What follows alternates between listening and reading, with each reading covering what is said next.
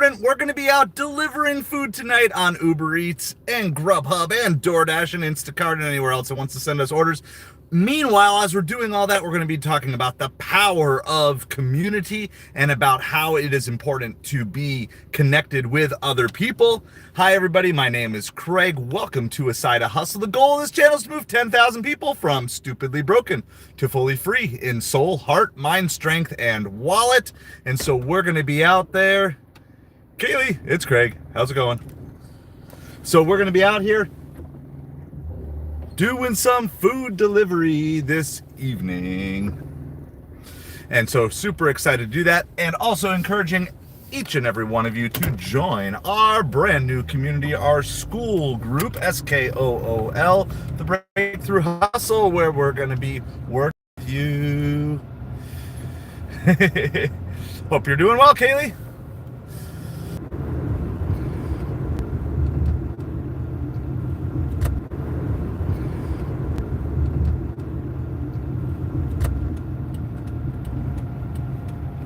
No super chat goal today. We're just hanging out. I mean, people are always welcome to super chat, but no super chat goal today. Just talking about school, SKOOL, our brand new community. Deliveries have been good. Took 1 week off kind of for spring break, and now we're out here making the money we need to make to pay rent, get all the money earned that we need to get earned by the end of the month. So that's how we got it. So going on, I'm actually on DoorDash Earn by Time. I am slowly trying to get to DoorDash Platinum under this new system. So I've just been doing the, well, first of all, Earn by Time slots have been readily available recently, which for the longest time was like almost impossible. Now I've been getting it almost all the time. So I'm guessing some people just got sick of it or whatever, but for what I needed to do to get my points total up to 75 plus for Platinum, I ended up just grabbing that. Lost, how's it going? Hope you are doing well today. So we're out doing some DoorDash, Uber Eats, food delivery for supper, and talking about the power of community. Stuck in your life, kind of dwelling on things that are just kind of messing with you because you're feeling all isolated and alone.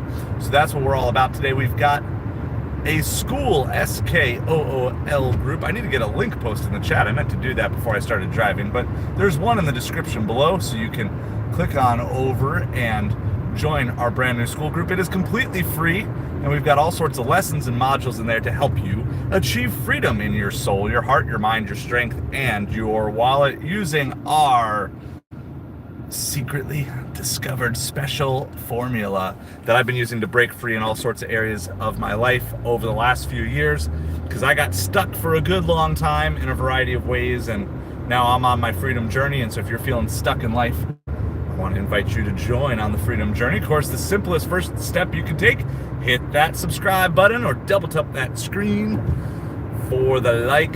That way maybe you'll be more likely to find us again. We can hang out again. So we'll be talking about the power of community. So one of my questions I have is just name a time in your life that having people around you bailed you out. You know, a time that had you been stuck going through it by yourself, it would have been a whole lot more difficult. So just talking about the power of community. And so for those of you not familiar with school is a gamified learning system. And so we're going to be teaching all about how to get free in your soul, for your spiritual health, your emotional health, your mental health, your physical health, and your financial health, those 5 areas. And so, I don't know. Are they not showing, Kaylee? Super chat's not showing? I will have to see. I don't know why they wouldn't be showing. Can anyone see? You don't have to give, but can anyone who's watching see super chats available to you? Kaylee is not seeing them tonight, so it doesn't show. It does show the little super chat ticker at the top of my screen, so it doesn't show anything like that. It wouldn't work. So, it's a mystery. YouTube messing with things once again, huh? That's how it always seems to go. Let me do some, I'll get parked here in a little bit, and I will do some checking to see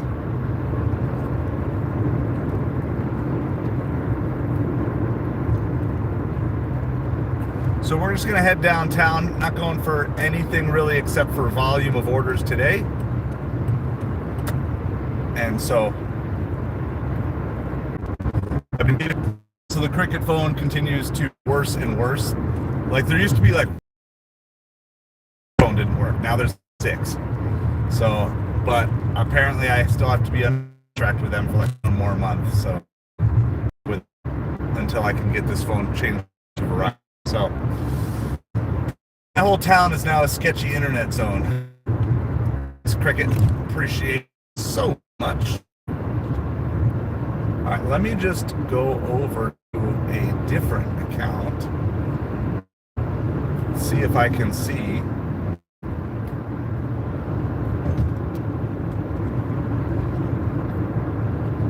I'm gonna get parked here in just a minute. Obviously, I'd love to avoid long trips here tonight, but on DoorDash Earn by Time, you don't always have that particular freedom. Of course, the other hope is we can just get some good orders on UberEats, and then we don't even need DoorDash, but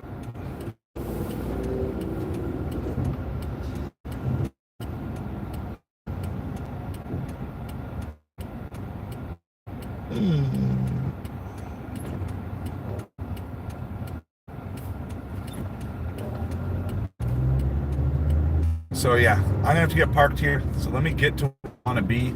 Like I said, as soon as I turn on DoorDash, we're gonna have no problem getting orders. So I'll get to close to where I want to be. All right, we've got a red light here a little bit.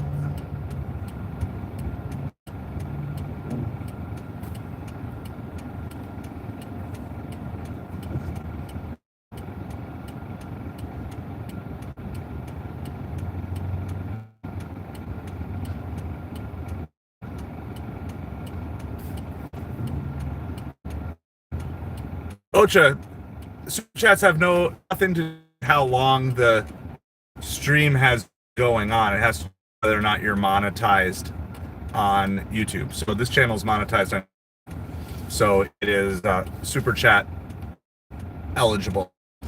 So DoorDash, Grubhub, Instacart, Shipped, Delivermat, Zifty. Those are my 7 ones.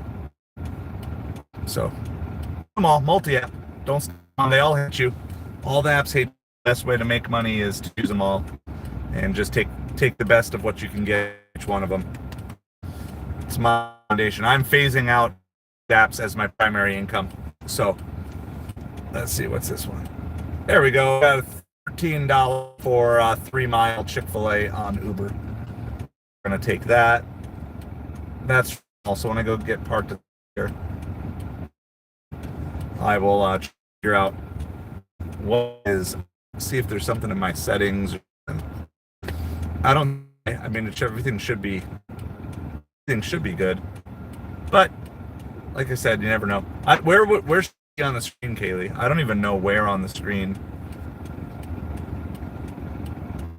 Yeah, it shows in the bottom of my screen. You can see it.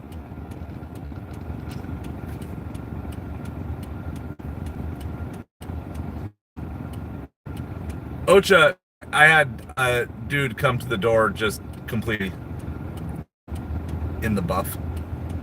That was a very unpleasant experience. So lots of weed. No crackheads that I know of. You do collect a variety of really weird drop-off. That's a pretty standard thing. Savage Batman, how's it going? Hope doing well today. Thanks so much for hanging out with us. So we're on our way to the mall. I have 2 nights in a row where my son does not have baseball. Only has a Wednesday practice, but they have a Thursday game, so there's no Wednesday practice. They had a game last night. Tied their game 13-13. My son went 4 for 4 singles, stolen base, and he gunned out a runner at home on the fly from center field. Bounces. The mall's the best place on earth. Hey, well, I'll tell you this. I don't love the mall, but if you get lots of orders quickly, the mall is the best place to go in my town. It is. There will be consistent orders coming out of this mall pretty much all day from about 10:30, 11 in the morning till 7 at night. So they're not the best order always. You get a good one every now and then, but if you just need consistent order, 100%, the mall is the best place. $25. Go make that moolah. Get it, kid. So this is a $13 3-mile Chick-fil-A. This is the Chick-fil-A in the mall.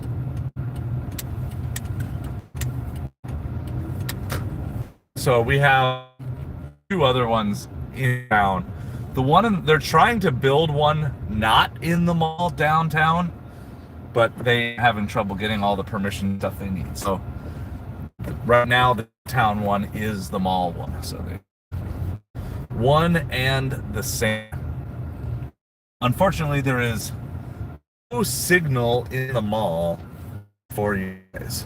So our mall is in between. Not like it's definitely a mall of the 80s.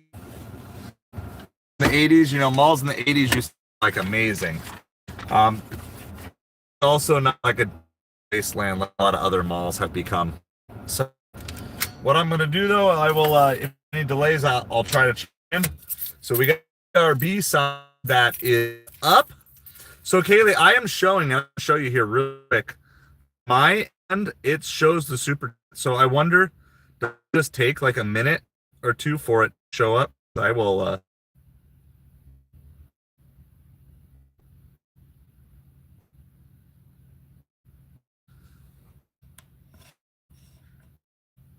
let me turn it here. So on the bottom screen, wow, it'd be hard to see. Hold on, let's try it differently. There it is. I mean, it's showing it on mine. So.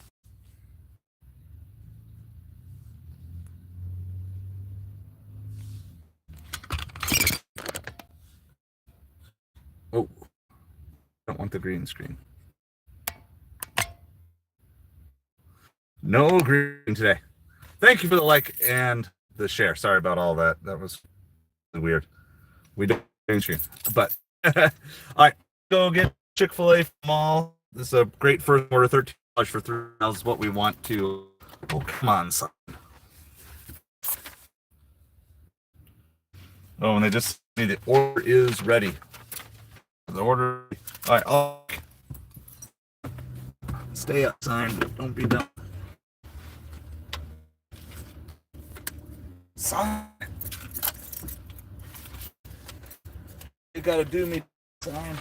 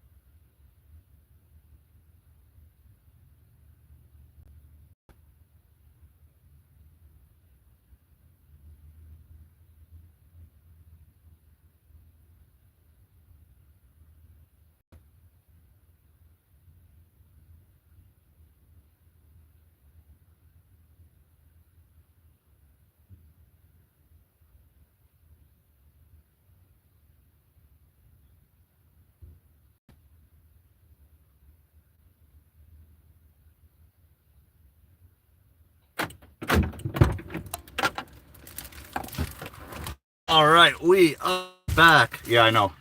Cricket's just horrible. Horrible, Kaylee. Nothing we can do about it. Chill guy, how's it going? Cricket's horrible. I'm just stuck with them for another 6 weeks or something in order to get my quote-unquote pay for it. Horrible service. I told them like I moved because I didn't move, and they still wouldn't let me get out of it. Like, whatever. Whatever. We're still coming to you guys. Eat with stinky cricket. So, alright. That order was ready. The hardest part is just getting to the mall and getting out of the mall and parking at the mall.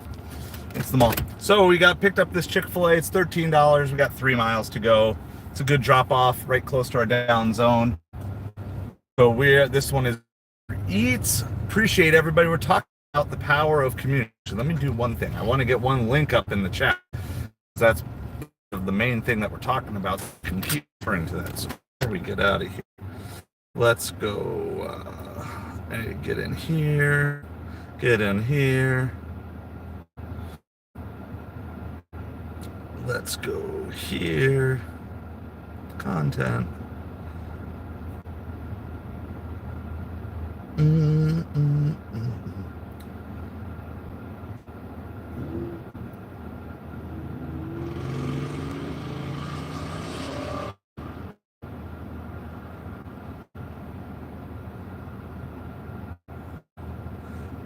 right, I'm just going to paste. I got a link in the chat. I would encourage you guys to sign up when you get a chance. It is for our brand new school group. Thanks for the like, Kat. Appreciate it. Hope you are doing well today.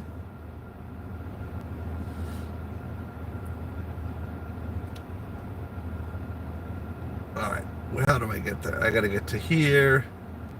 Then I got to get to here. Here we go. We're going to post it there, and then I can have it pinned.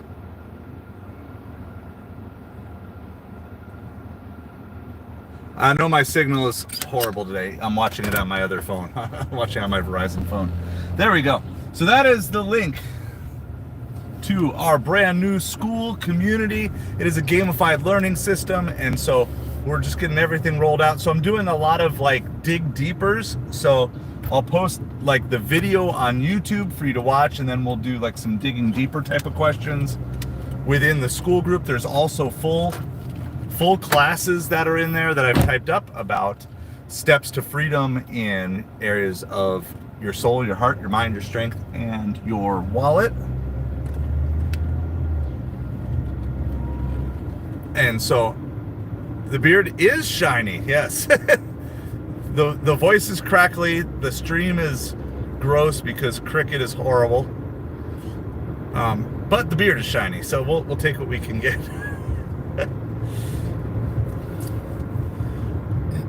I just want to say one thing that's like so cool because over the last year plus, getting to know you guys, like it's so awesome now. Every time I like hop on, I see like 2 or 3 of you guys like streaming at any given time.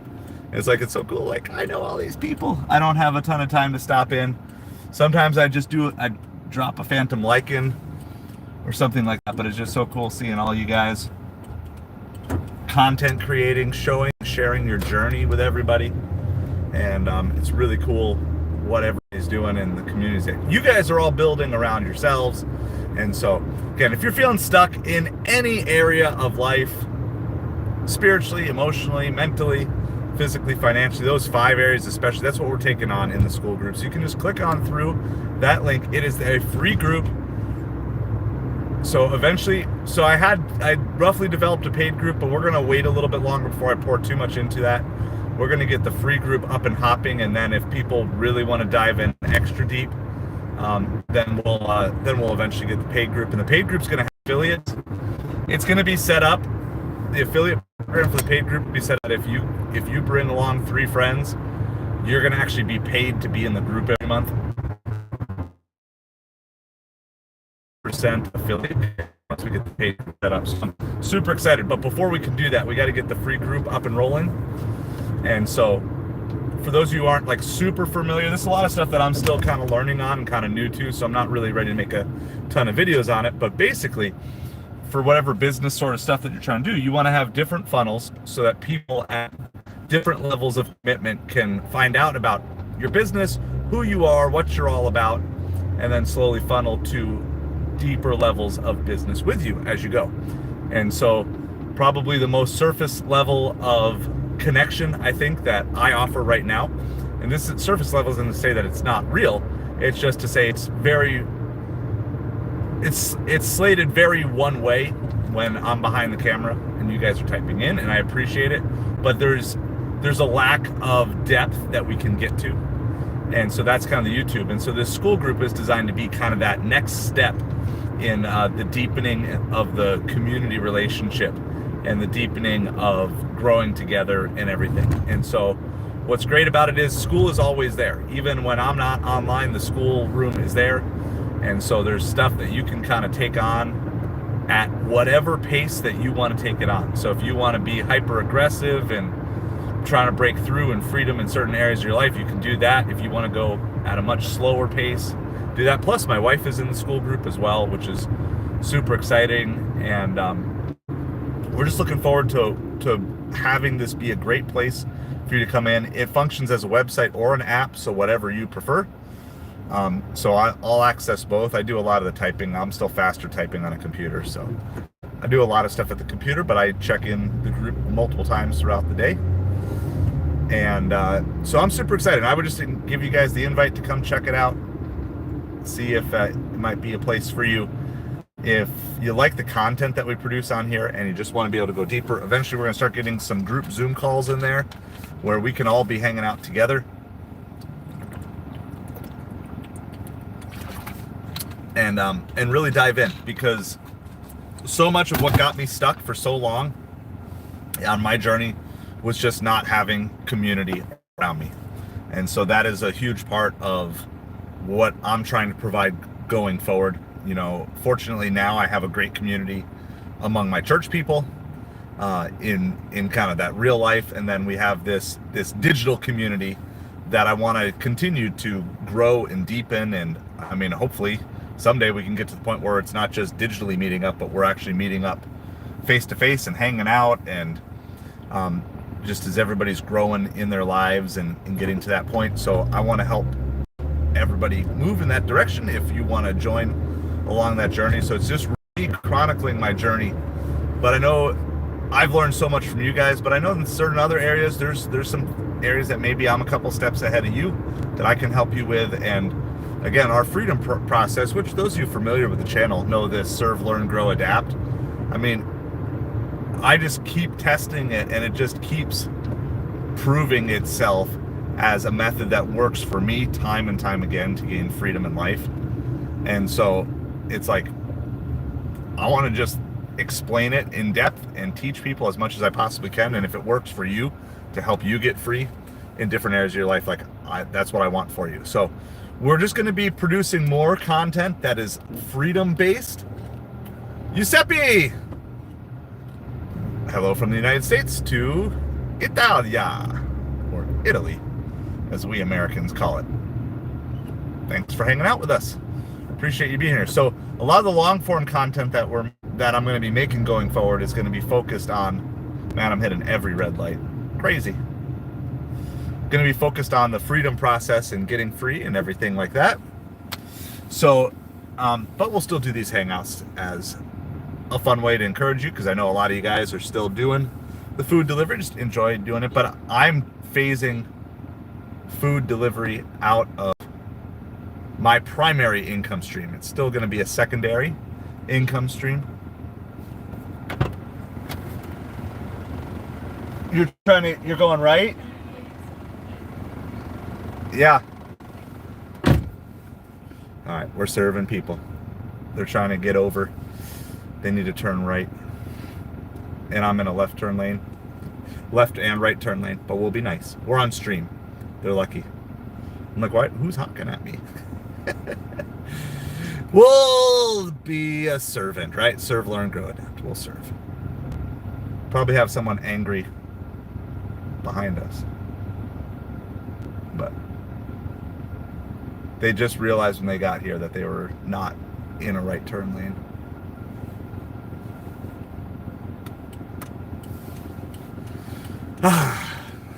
We'll be nice. We won't road rage tonight. How about that? Sound good? We're in a happy place.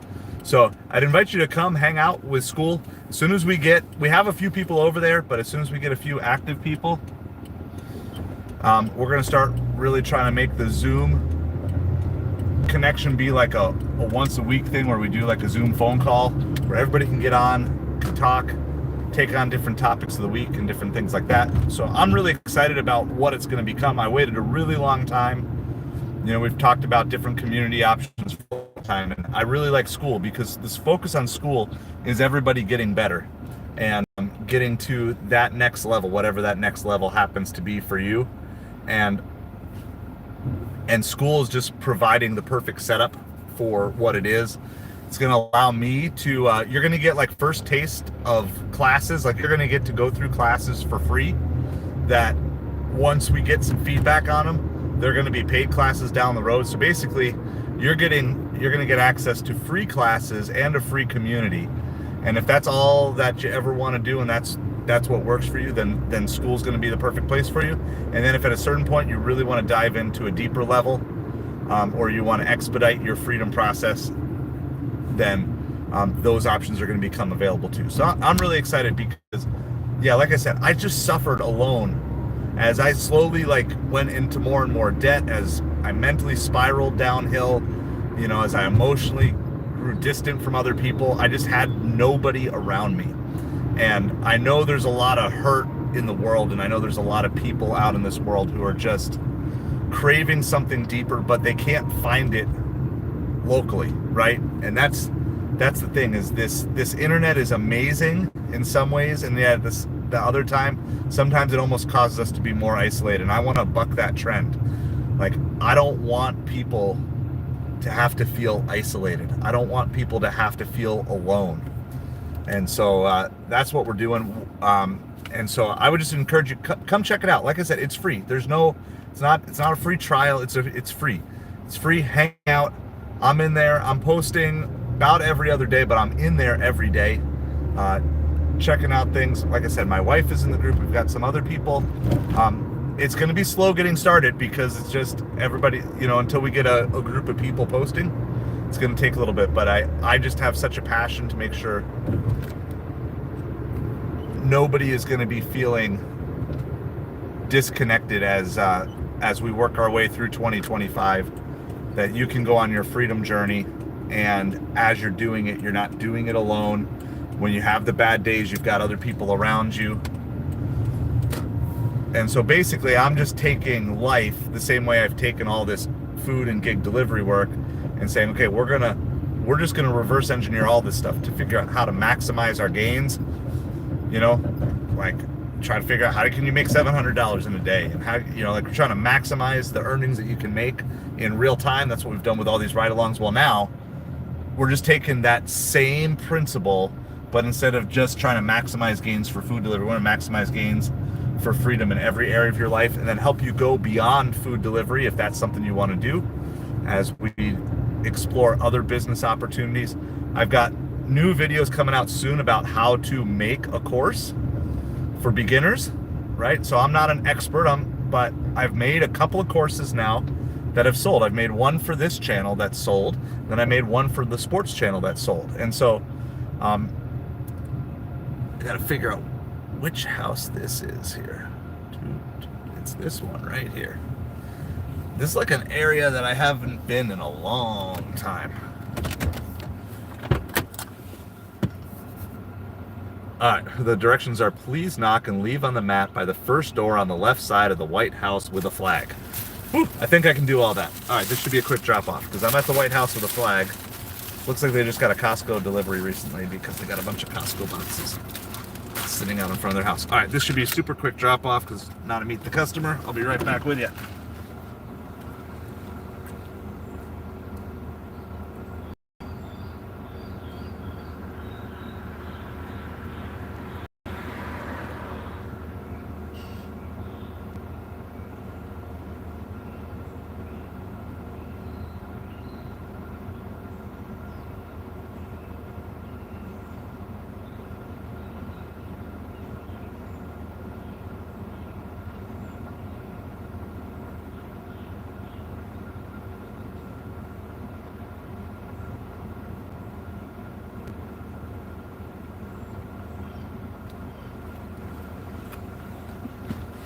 quick and easy. There's drop off number one. That was $13 for 3 miles on UberEats.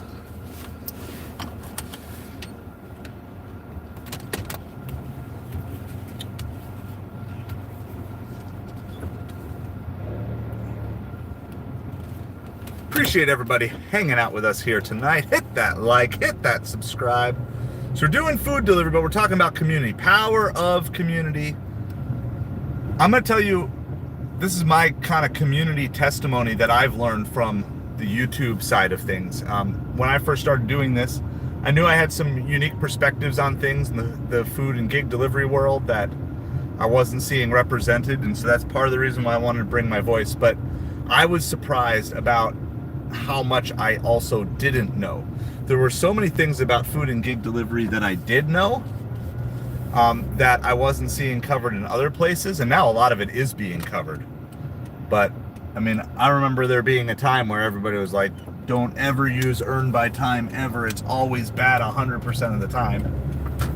And yet we parlayed earn by time into maximizing gains by getting to platinum or top dasher or different things like that.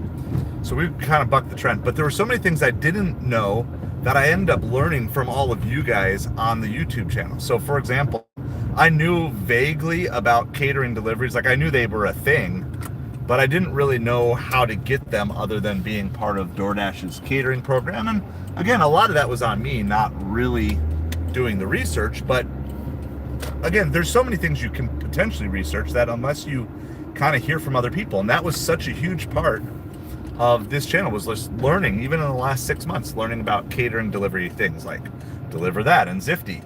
And so having access to those things that I didn't even know about before that, again, the power of community. Now, because of that, I've had a lot of returned decent or days of delivery that were turned into delivery. And so that's such a huge thing. No matter how small you think you are, your knowledge base is still relatively limited compared to the vast amount of knowledge there is in the world. And so if there's anything new that you want on, the more you have around you, the more likely you're going to have someone who's going to be able to help you in those areas where you are stuck.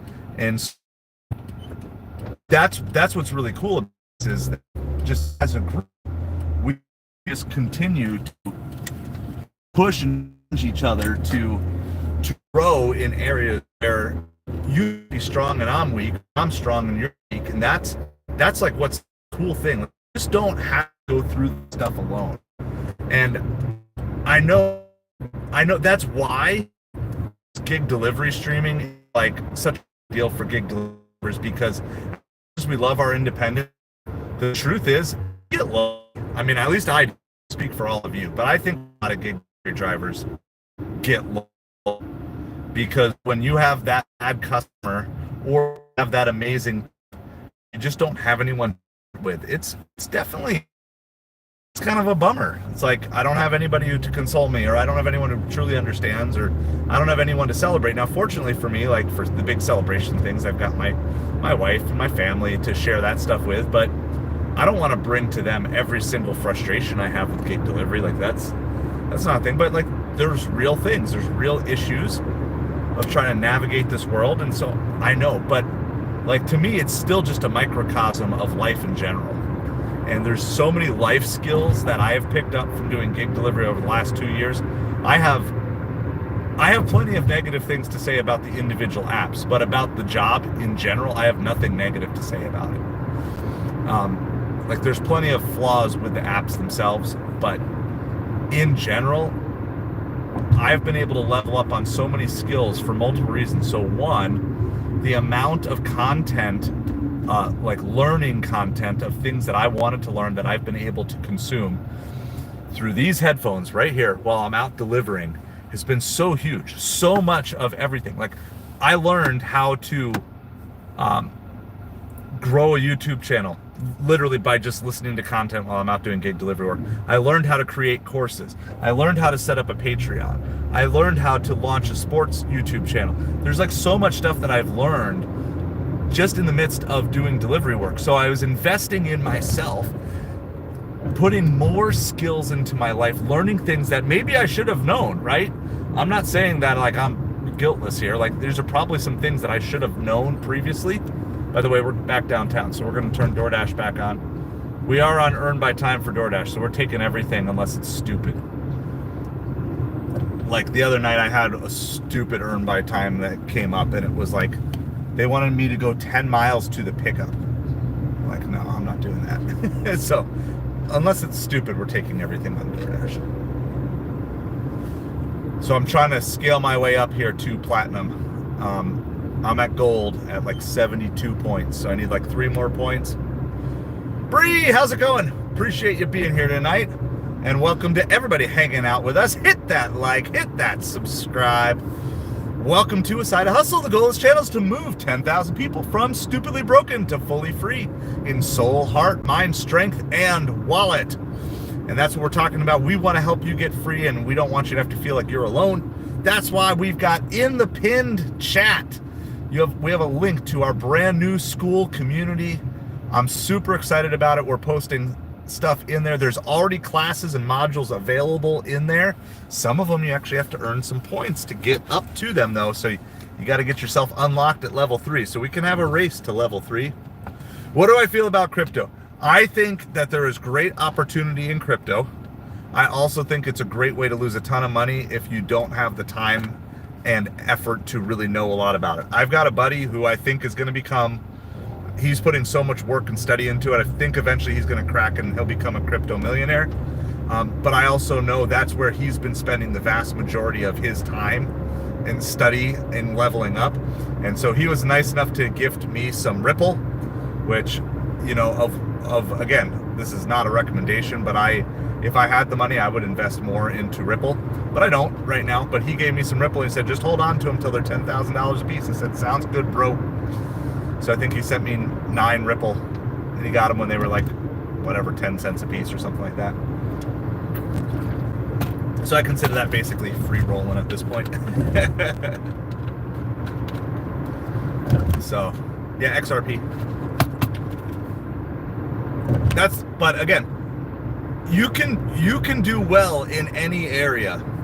You absolutely can. You can make money in any area. You just got to find the area that goes with you. And I think a lot of times people talk about multiple income streams, and I think we convolute it. It's one thing to say I'm going to deliver for, say, DoorDash, UberEats, and Grubhub, because that's still just one income stream. It's 3 different channels, but the same income stream delivery, right? But to become a master, tough until you've mastered one. And so that's the one thing that, you know, I tried getting out of debt by going wide, and I should have instead gone deep, and I should have gone all in on studying and mastering one thing. All right, we got a DoorDash order here from Panda Pavilion. It's a local Chinese food place. It's a good drop off, so honestly on earn by time, that's all I really care about. It's 5 items too. So it's not a small order. It's not a huge order, but it's not a small order. Okay. You're not gonna let me over? And I'm gonna let me over.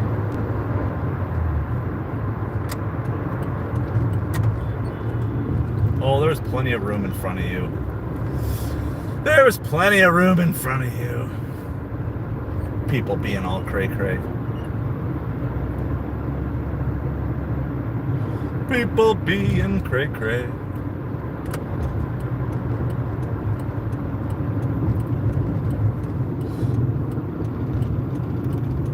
So we're gonna go pick up this Panda Pavilion.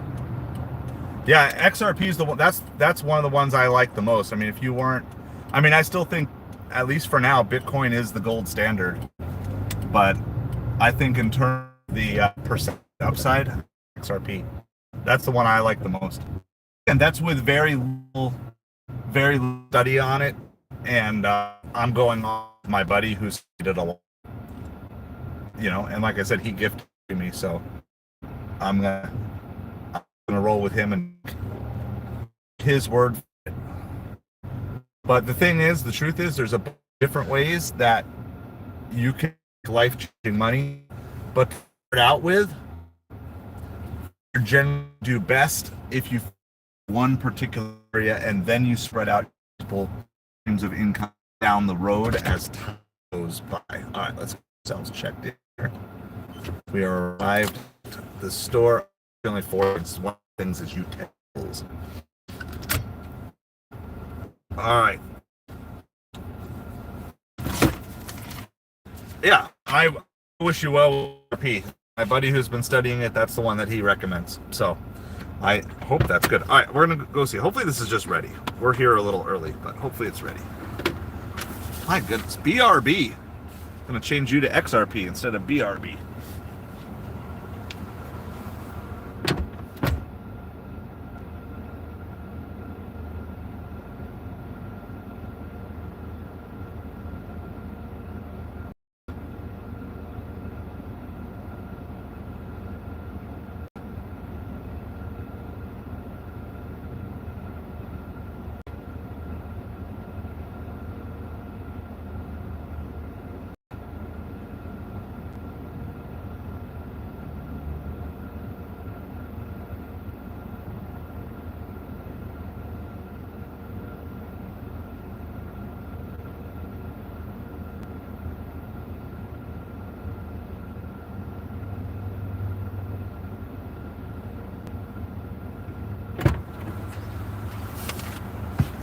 We got the 5-minute talk there, so I'll hang out with you guys.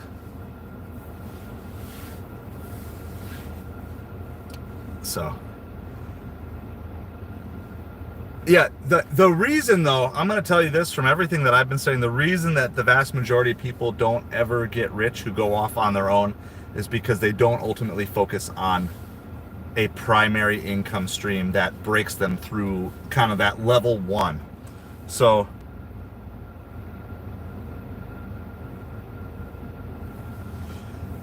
what is that?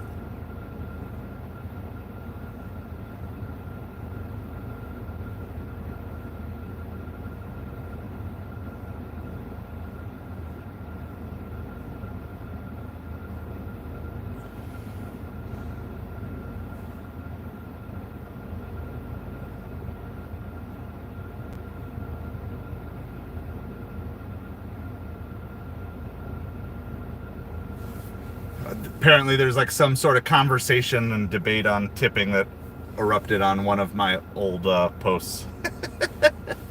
Always funny, like you start getting like random notifications. I'm like, I posted that video like 3 or 4 months ago. Like, what are you guys talking about that now? So yeah, I mean, like I said, I would encourage everybody to really focus in, pick the area that you really want to be all in for the next 10 years and start developing it today of whatever you would see your primary income stream being, and just kind of say, I'm going to commit to this. Like, I'm going to go all in. And just because I hit a hard spot, Alex Hermosi, you guys, if you're legit interested in really digging into like getting your own stuff launched, getting your own income launched, you need to check out Alex Hermosi. So here, let me see if I can find his YouTube channel. I've listened to a lot of his videos like 5 or 10 times. And there's still a whole lot of stuff that I can't do that he teaches about yet, that I just don't know how to do yet. And so I'm still learning. Let me, how can I share that? Share. Is that right? Hold on, I don't know if I actually got it. Copy link. I won't pin it, but I'll post it here really quick. So one of the things that he talks about is the woman in the red dress syndrome from The Matrix. It's one of his one of the illustrations he uses the most. Ooh, the Gospel John. Hold on, Brie. I'll be right with you on that one. So one of the areas that he talks about the most is this idea of the woman in the red dress, that people get so easily distracted by the next thing. And so they grow their business and they hit some sort of point and then they see this new opportunity, this opportunity in crypto, or this opportunity in real estate, or this opportunity in content creation or whatever. And they just jump from thing to thing to thing. And when they jump to the new thing, it looks great, but then when they get into it, they're like, oh my goodness, well, this is a lot harder than they made it look from the outside. And so then you kind of build all the way up, and then you get to the hard point there, and it's like, oh, well, this thing looks good. And so people jump around too much, and I'm definitely guilty of that. If I had just stayed all in with my Amazon business, like 7 or 8 years ago, I'd probably have retire on money by now.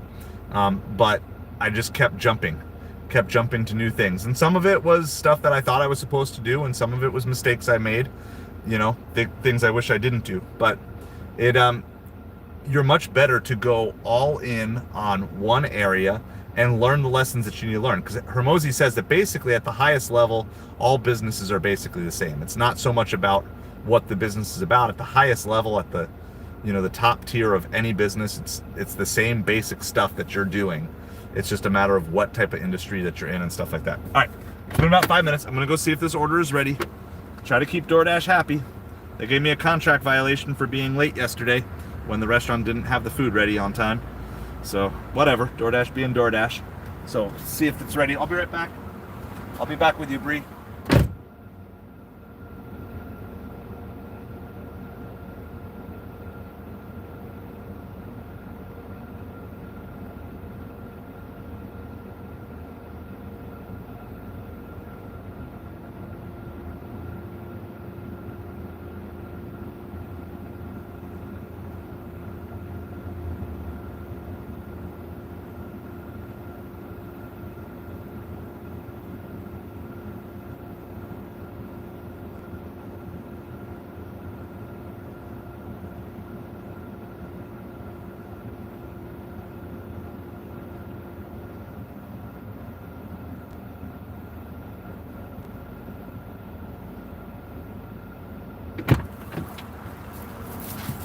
All right, it was ready. All right, so the Gospel of John.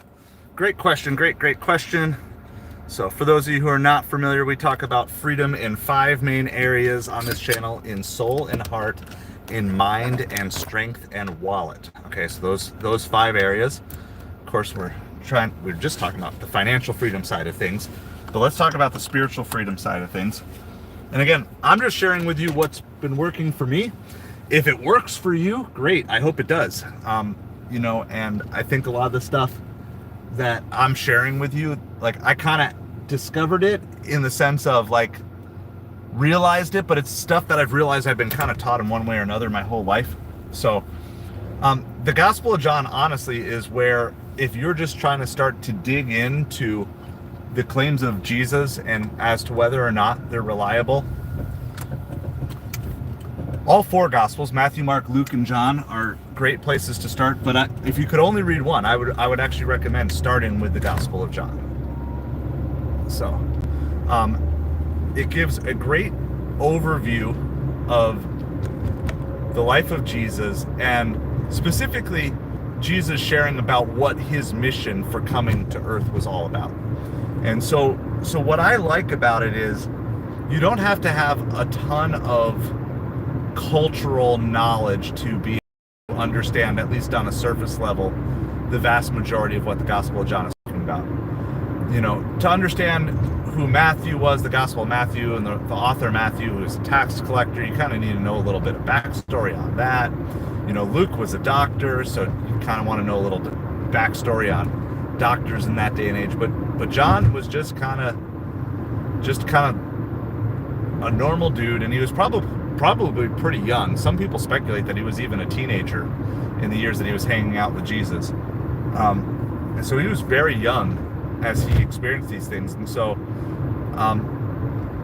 he presents a very, I don't want to say simplistic, but easy to understand view of who Jesus is and why Jesus came. So, of course, if you've watched any sporting event, you've probably seen some person holding up a John 3:16 sign, which is, for God so loved the world that he gave his one and only son, that whoever believes in him shall not perish but have eternal life. But here's the interesting thing. When John writes that, he writes that down, that Jesus said it. He recorded it, said it, but Jesus spoke that, and John wrote that down before Jesus died. So it's actually kind of a prophecy too. And And so you have this, and then, but one of the verses that people don't talk about as much is John 3:17, which says, "For God did not send his son," referring to Jesus again, "into the world to condemn the world, but to save the world through him," right? And so this idea of just condemnation is actually the opposite. In fact, the Bible talks about the fact that people who sin, which is everybody, you already stand condemned. Because God's standard is perfection, and if you're not perfect, you can't enter into his presence. That's why there needed to be a mediator, a perfect mediator, and that's who the person Jesus came to be, to stand in our place, to open up that dialogue where we could not reach to God in our own sinfulness. Well, Jesus comes and he lives the human experience as a fully human, fully God, but fully man as well, fully human, facing all the temptations that we face, but without sin. And he comes and he shows us that he was able to do it. He was able to completely fulfill the law, and yet in the midst of all of that, still completely show compassion, love, forgiveness, and set people free. And so really the heart of everything I talk about on the channel is about, for me, it starts with spiritual freedom. So everything starts with spiritual freedom for me, because when my soul is free, right, then all of a sudden I have no condemnation. I've got nothing that's holding me back at this point. So my soul is free, and then that allows my heart to be free, right? And then how I look at other people, I'm free in that way. And then that allows my mind, my mental state to be free, because now I'm no longer obsessing over failures and things from the past that, mistakes, because I have freedom from that, because I've received forgiveness, and because I've moved on from that. And ultimately, I think once those three things are in line, then all that's really left to get free is physically free and financially free. And so it's not to say that you can't start with being financially free. I just think that if you get financially free or physically free, but you haven't resolved all the interior things, the soul, the heart, and the mind, I think ultimately you're going to feel lacking and wanting and incomplete. And I point to the quote from Tom Brady from quite a few years ago, after he had won the Super Bowl, I think the second or third time, and it was while he was either dating or married to Gisele Bündchen, who's a supermodel. He's basically living every dude's dream: Super Bowl champion, dating or married to a supermodel, right? Every guy's dream. And his quote was, "I can't help but think there has to be something more." And of course, he was financially free at that point too, with millions of dollars in his bank account. And so if Tom Brady didn't feel free after winning the Super Bowl, dating a supermodel, and having a super bank account, what chance do we have unless we find the ultimate source of freedom? And so that's why I just believe that soul freedom is the first step. And once you're free in your soul, then that allows you to get free in your heart. And so, on Sunday, I was learning more about forgiveness and what that truly looks like. We're almost to our drop off, by the way, here, guys. It is going to a hotel, so I'm not exactly sure where I'm going within it. Let me see if I have any special instructions. It just says the room number. So anyway, to get back to your full circle to your question, Bree, I think the Gospel of John is a great place to start, because understanding what spiritual freedom looks like is it's a little different than what people think. And in John chapter 3, that whole conversation that we just talked about was with a man named Nicodemus, who was a religious leader, but he still didn't fully understand what spiritual freedom meant. And so Jesus explains it to him there. And then ultimately, Nicodemus is one of the people who is seen still being associated with Jesus even after he dies, and he's a part of that story all the way through the end. So it appears that he ultimately did kind of understand and receive that gift. All right, I got to figure out where I can go. So hold on one second here.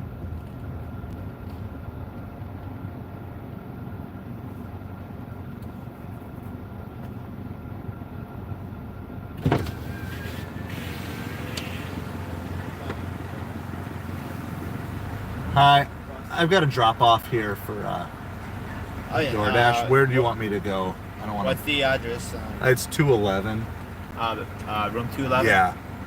Yeah, you can probably pull closer to the curb and then you can just drop it off. Okay. You want me to go around this Actually, car on the other what? side? You want me to go on the other side of the car there? Oh, actually, I don't want to block you guys off because I know you're busy. yeah. Can you go? Can you open a spot for him? Yeah, you saw him. Just All right, sounds good. Thank you so much. Right.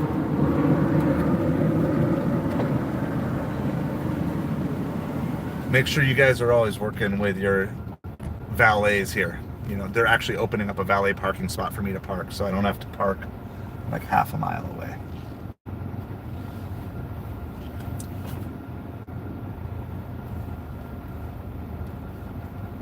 All right, I'm going to be right back with you guys shortly.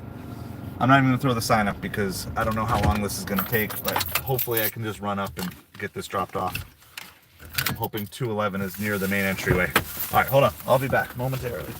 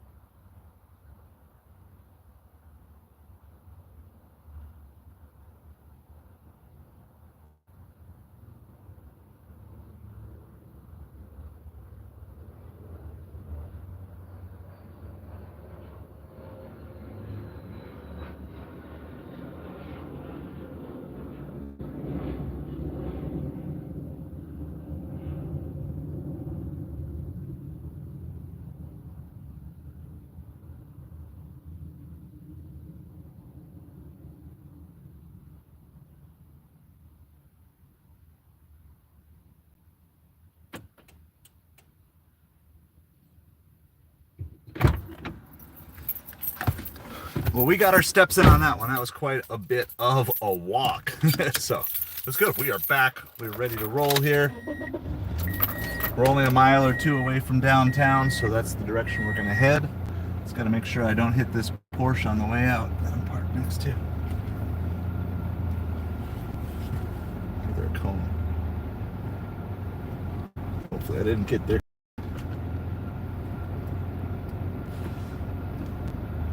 Looks like the cone survived. All right. So that order was like $10 and change, so basically like 24 bucks. First order was like $13 and change and $10 and change, so $24 for our first hour. So we'll take that because anything and everything on earn by time is kind of a crapshoot. You never know what you're gonna get. So the fact that we got a decent order that kept us close by and had, you know, like a $5 tip on it, we will take that. We are trying to get our points up to 75. We're stuck at 72. We've been stuck at 71, 72 for a couple of days. Just, they don't give you major acceptance rate points till you get up to like 70%. And they just throw you late deliveries anytime they want to keep you, so. But I think I'm going back to the strategy that I was using for a while, which is just do earn by time during the week and then cherry pick on the weekends, and then you use the rest of the week to get your platinum back so you have it for weekends. So basically, like, just deliver a bunch of deliveries during the week, cherry pick on the weekends.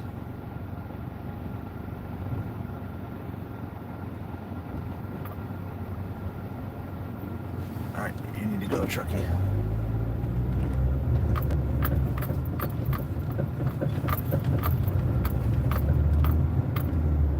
All right, so we're gonna head right back downtown. As soon as we get across our two bridges, we're gonna throw DoorDash right back on. I have very little worry of seeing DoorDash orders. The question is always gonna be, are they gonna be good DoorDash orders? But that's why we're trying to just center ourselves right downtown. Stay near some of our higher end restaurants and hope that there's enough restaurants close by. And stay near some good tipping restaurants as well. So that's kind of our supper time strategy here. Appreciate everybody hanging out with us here tonight. We're talking about the power of community, how you don't have to go through life alone if you're feeling stuck in soul or heart or mind or strength or wallet. So we have our brand new school community. It is the pinned link in the live discussion. If you're watching live, you can go click on over there, get signed up, and get going on your freedom journey. If you are stuck, it is completely free, so I'm super excited about it. And just really looking forward to seeing how lives are going to be changed. So we were just talking before that last drop-off about how, for me, being free in soul is kind of that's the central starting point for me.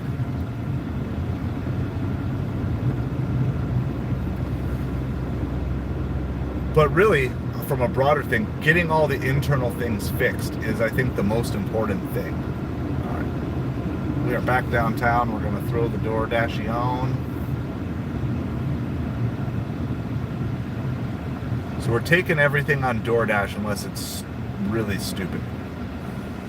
So that's the rule tonight. Take everything on DoorDash unless it's really stupid. And because I don't see payouts, all I'm looking at is like really stupid miles. You know, I'm not doing any 15, 18 mile trips. Stuff like that. All right.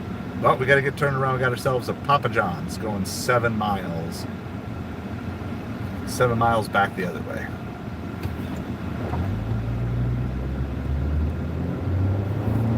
So that's what we're going to do. I'm not going to accept it for another few seconds here.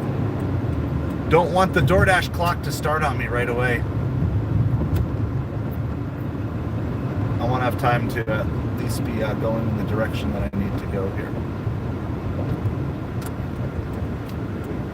All right, So we're gonna go to Papa John's, which is not near downtown, but because I have a pizza bag, sometimes they send me pizza orders from downtown. So pizza customers tend to be better tipping. It's for a pizza, a 20-ounce Pepsi, and a dipping cup. So nothing super spectacular.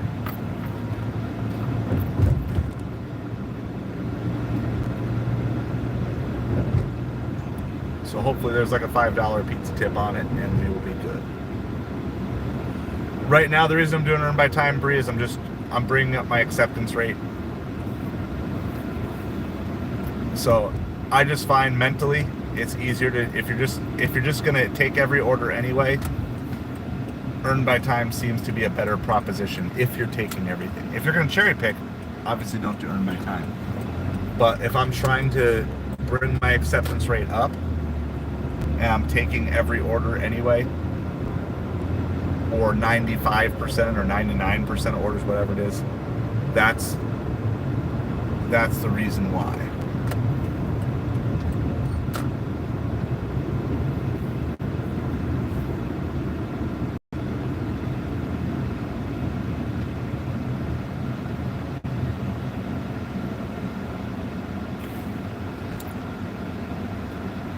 So ultimately, like on a night like tonight, I'm not looking to make a ton of money. I'm just looking to stay busy and try to get up. So my acceptance rate is up to 52%, which of course they still call it low because they think more than 50% of the offers they send are actually good. 52%. I was like down at like 6 or 8%. That's what I was taking before I decided to just go for the acceptance rate climb again. Like, I'm not going to document it. Like, I don't have time to make another video because I've already documented an acceptance rate climb on DoorDash. So did multiple videos on the channel climbing from like 16% up to 98% or something like that. I'm just doing it because I'm trying to figure out, is everybody platinum in my town? Is that why I'm not? Because orders were getting good and then they got bad again once they rolled out this new system, and I didn't even see a lot of good orders on gold this weekend. So it's like, okay, I gotta get back up to platinum to give it a shot to see if it's worth it or not. But I only turn on DoorDash when I'm where I want to be. It doesn't guarantee you great orders, but it does help keep things under control so I never get too far away from where I want to be. So by the end of this drop off, I'll be about 6 miles away from where I would like to be. So I will just have DoorDash on pause until I get back to where I want to be, and I'll use the other apps to try to find me orders in the meantime as well. So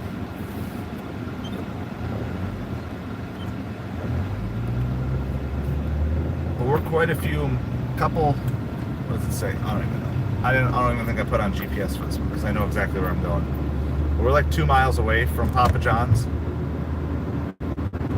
So hopefully they'll be free. By the way, I discovered like a week and a half ago, like I was finding it very strange that I was barely seeing any pizza orders. And so I went into the thing and somehow DoorDash had deleted my pizza bag. So then I had to go back in and re-upload my pizza bag, and now I'm getting pizza orders again. So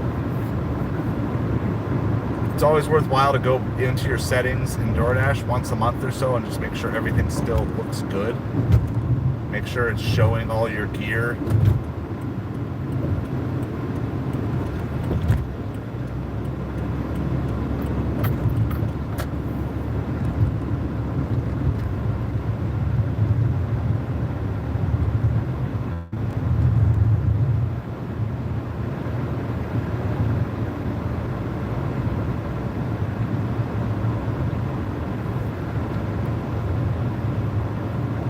I'm just going to turn off Uber because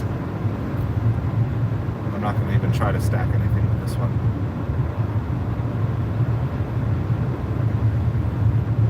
Do I believe in God's transformative power? Have you sought it? Yes. Every day. Every day I seek it. Some days I don't seek it as much as I should.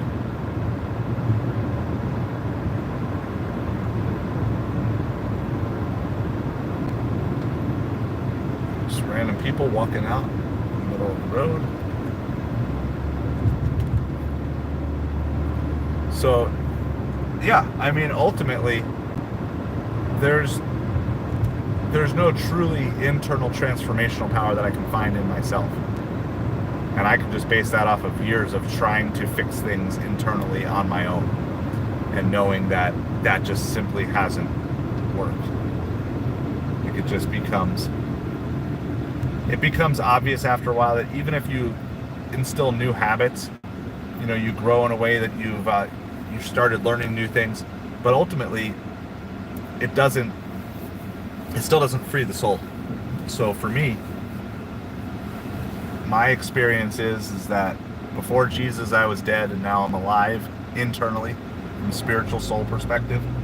I was lost, now I'm found. I was blind, but now I see, right? Like those things, those I can attest to clearly, and not just as a one-time thing, but also as a long-term transformational thing as well. You know, so like over the last handful of years, making poor decisions, getting stuck in some bad situations, tried to get out on my own without resolving the true soul issues that were at play for me. And so that's what works so well with all this stuff together, is seeing, okay, yeah, there are areas in my life where I'm not free, and then I can ultimately track back and say, well, what's the ultimate area? Where do I start? Where does the freedom start from? So the Bible says, whom the Son of Man has set free is free indeed.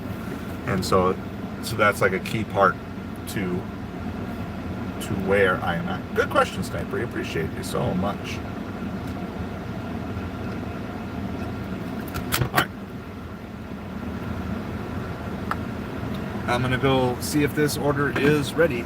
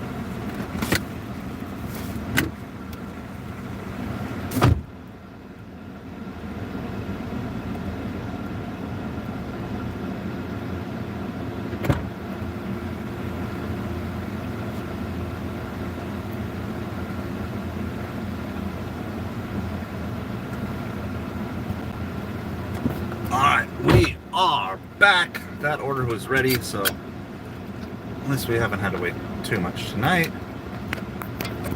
Gotta go 5 miles to the drop-off.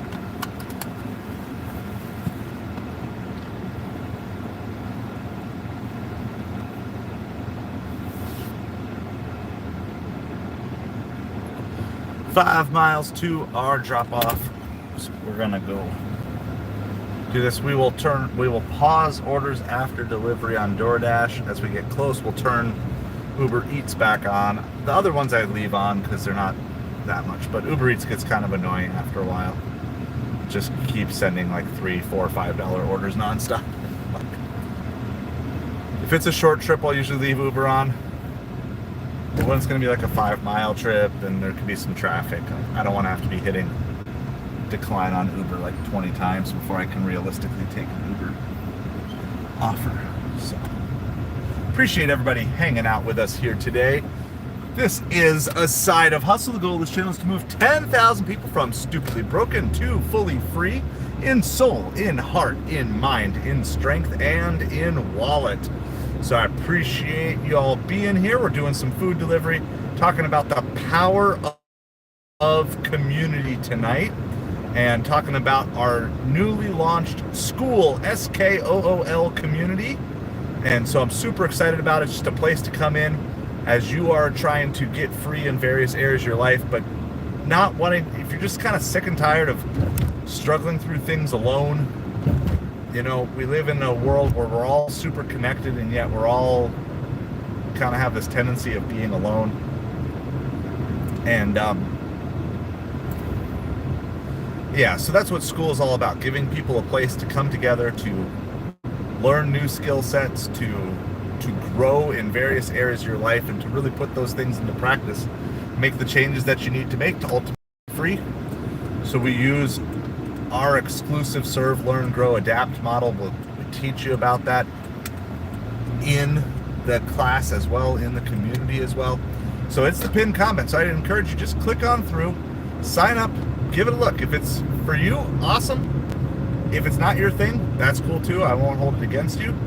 But I really want to build up just kind of a thriving community of people who are all helping each other to get free in a variety of different ways. I'm constantly posting things that go hand in hand with everything that we talk about on the YouTube channel. And so, but kind of digging in on a deeper level than what we can get into otherwise. So, because there's obviously a limited amount of depth that we can get to, you know, especially in it's two-way communication, but there's only one of us talking. You know, you guys are watching, which I certainly appreciate your time and spending time with you and hanging out and everything. But ultimately, we can only get so deep. And then the benefit of the school classroom is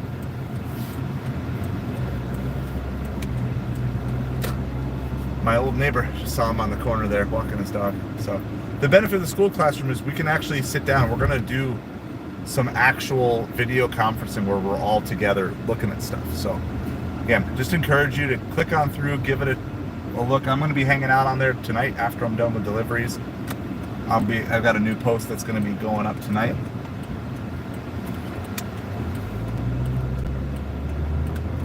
And it's going to be on this same topic, this whole idea of community. So we're going to dig in. So again, just kind of, that's what it is. Just like the YouTube is like the breaking the ice, the surface level, and then the school community is going to be the deeper, really diving in, trying to figure out how to fix all these things that are holding us back, limiting thoughts, limiting beliefs, and doing it in community and not solo, and not having to just battle the battles of your mind all by yourself.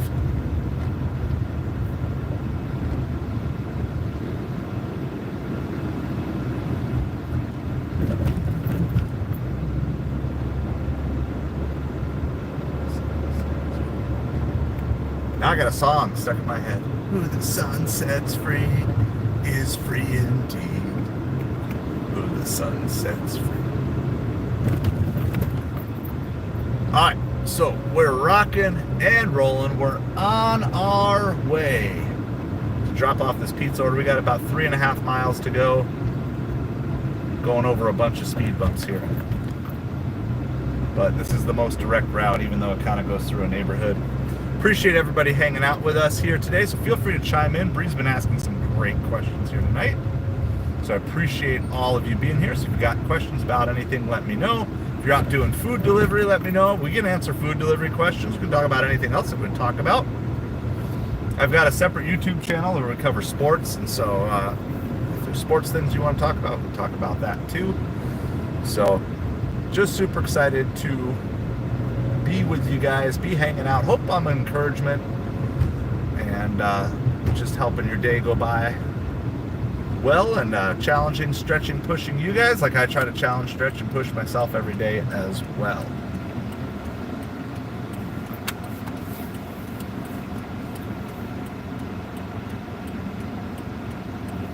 It is amazing. It's 6:30 at night and the sun is still so high in the sky. I think we get I think the sunset time is 7:45 or something like that. Something crazy. Hold on. What time is sunset? 7:40. So we have over an hour still left of sunlight. And then we get at least another 30 to 45 minutes of twilight after that. Oh, I love this time of year. It hasn't gotten super hot yet. Coming to you from Southwest Florida, by the way, for those of you who aren't familiar. But I appreciate everybody being here. And you guys are just so awesome. And yeah. So, we're delivering a pizza order. This is a DoorDash order. I'm currently using Earn by Time just because I'm trying to get my acceptance rate up. But I don't just run it non-stop. I only turn it DoorDash on when I'm in an area where I like to try to get orders from. So, it doesn't always work, but it does. Like where I'm going to drop off, there's a lot of really bad restaurants and low tipping restaurants and fast food places. I try not to turn DoorDash on in those places when I am on Earn by Time. So after I do this drop off, I will click on the pause orders after delivery on DoorDash until I recenter where I want to be. So, and then once I get to where I want to be, if I don't have another order already by that point, then I'll turn DoorDash back on. So it's the way of trying to keep track of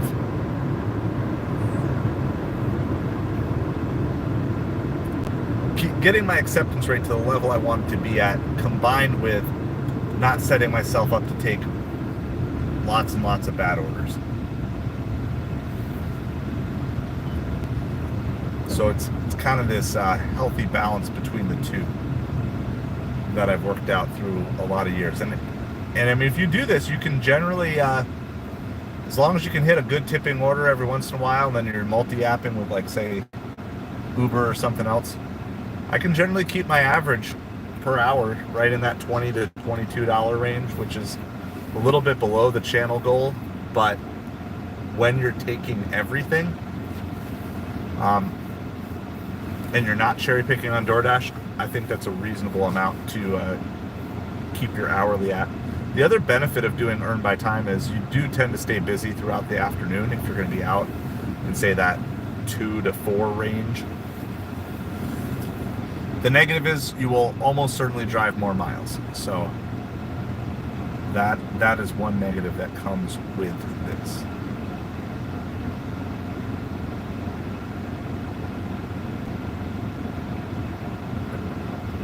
So there are just trade-offs, but ultimately that's what we're trying to do. We're trying to get our point total up to 75 on DoorDash. I'll probably go beyond a little bit so I have a bit of a buffer. But essentially the strategy to maximize money and stay platinum on DoorDash that I've worked out is take every order during the day, Earn by Time, and then cherry pick on weekends. And then if you can still maintain platinum, then you can even cherry pick suppers as well. But I have to get there and get established first before I start cherry picking suppers, and I want to make sure I have all of my metrics in place for this upcoming weekend. So that way I will be platinum for Friday night, all day Saturday, all day Sunday. And so this has kind of worked as a not horrible trade-off. Obviously the ideal would be to be platinum and cherry pick, but the way the late metrics worked for DoorDash, it's just impossible in my market. I have too many restaurants that are delayed, and that ends up hitting my metrics, so there's just nothing I can do about it. That I figured out. I keep trying to find a glitch or a loophole, and really the only one I can find is just wait 10 minutes and time it out. But if you do that all the time, then you're constantly sitting and timing out orders after 10 minutes and not actually making any money. Whoa, I just saw a gas station at $2.79. That is the cheapest I have seen gas in a long time. I think I filled up at $3.09 like 2 days ago. 20 cents off on upside. But it still would have been $2.89. So seeing $2.79 as the flat gas, it's pretty good. That might even be better than what I can get off upside. All right, we're a half mile away from our drop off here. I'm gonna click pause orders after delivery. Awesome, Jaeger, appreciate you hanging out. Appreciate you hanging out with us. Not feeling like big time tonight, I'm just feeling like doing DoorDash's dirty work, but sometimes you gotta clean up DoorDash's messes with the hope and promise that they'll give you better stuff on the weekend. So we're doing it again. I'm caving in. We're gunning for platinum once again, because just being on gold and silver, just not getting the return I need. Not seeing enough of those large catering orders and stuff. They just shadow ban you.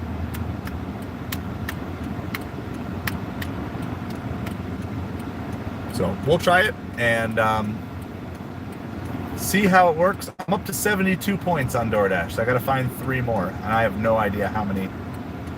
They don't give you an actual breakdown, so you'd have to actually sit and record at what acceptance rate you get certain things or whatever. So, all right.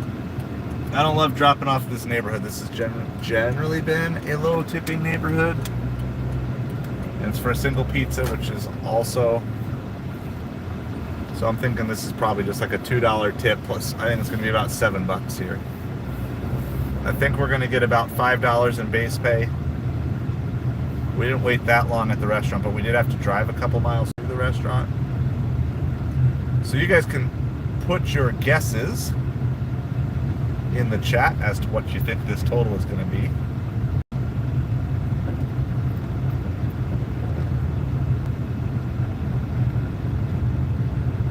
I hope you are doing well today, Jaeger, though. Hope that you are having a good day. We're making money, so we're just not making killer money.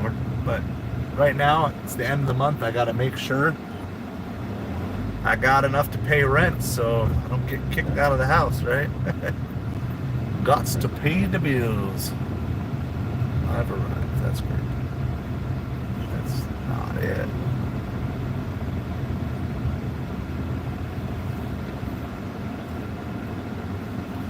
This one? It's gotta be. It's gotta be. Let me look at the little picture. Yeah, that matches. Alright, well, we're gonna go drop this off and then we'll head back downtown.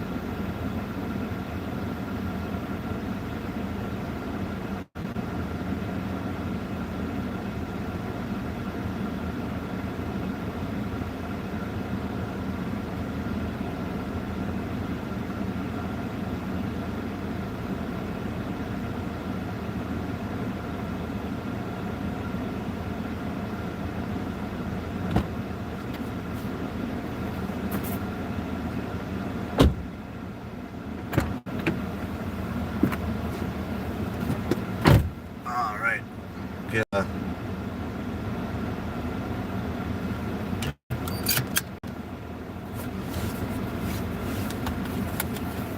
get out of this customer's driveway. We'll mark it as delivered. We already have pause orders after delivery because. Oh yeah, that's a no tip order. Yep, told you it's a bad neighborhood to deliver to. So that ended up being $5 for 7 miles. So that was a big fat nothing burger. But we got the thing we wanted, which was the acceptance rate point. So that's how this game goes. I think we're genuinely to the point now that even if you're not super picky, it can't be more than 30% of the orders are genuinely worth taking.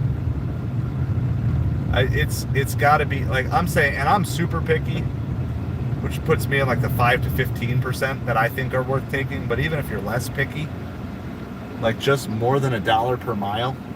I mean, that was on earned by time, so that was like a $2 order. Of course, no one's going to take that. You know, nobody's taking that order set. You know, $2 for 7 miles. We're just genuinely to the point that you've got way too many people using these apps that can't afford these apps, and it's until the economy turns around and people start feeling like they have a little more flexibility in their budgets. I think it's going to kind of stay that way because people will give up their tips before they give up the convenience of these apps. Just human nature. They're gonna, if they have the choice of I'm gonna go to the restaurant or I'm just gonna order it and not have to tip, but I've still got to pay all those service fees, that's where people are gonna go. They're just gonna, and they're gonna keep getting their food delivered one way or another. So, but we're making DoorDash happy, and I'm in a good place, so I know what I'm getting myself into when I do this. Still at 72 points. Oh, because our on-time rate went down again. Yeah. Not on from that one, from a previous one earlier. And the only reason we're late is because restaurants are delayed. So that's what's going on. So it's like they just make it, you're going to have to get platinum, unless your market is just always, unless all your restaurants are always on time.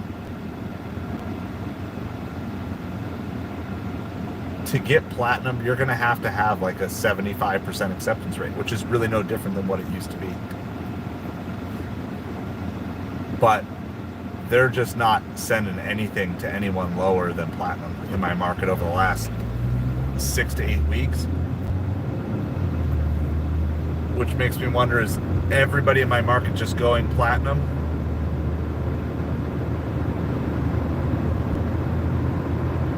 I don't know. The amount of earn by time slots that have suddenly opened up is interesting to me. I wonder if some drivers are just moving on from DoorDash too. I don't really know. I'm not going to overanalyze it though, because I'm not planning on doing this as primary income much longer at all. So basically it's just going to become, it's going to be fill in the gap income. It's going to be the money that I need to cover any expenses that I can't cover otherwise, or to fund future projects and stuff like that. So that's what we're rolling with here. So we got everything on right now except DoorDash.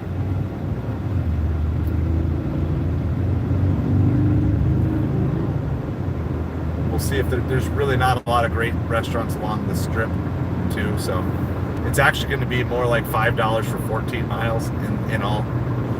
It's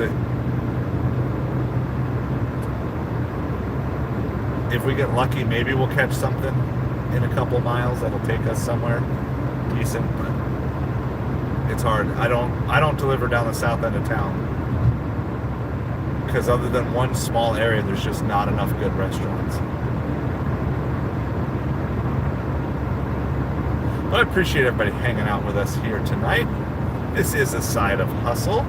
Goal's channel is to move 10,000 people from stupidly broken to fully free in soul, in heart, in mind, in strength, and in wallet. So we're talking tonight about the power of community. We're going to do about 3 hours on here, and I will be joining anyone who wants to join me tonight.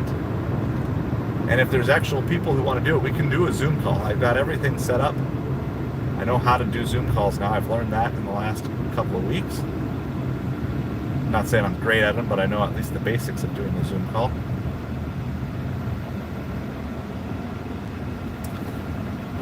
But I'll hang out with you guys in the school community tonight if you want to hang out. After I get done, I'll probably deliver somewhere between 8 and 9. That's probably where I'll end, or when the orders end. I never hesitate to go home if the orders are just done.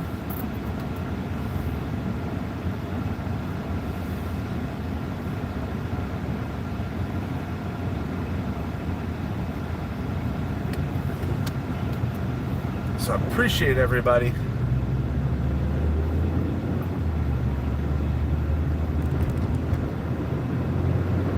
And maybe we'll do, I did a video last night too. I might just do one more. I might do a long form on the channel tonight too. We'll see. I've got to make one for the baseball channel tonight about all my predictions. I could do it tomorrow too, but all my predictions for the 2025 Major League Baseball season.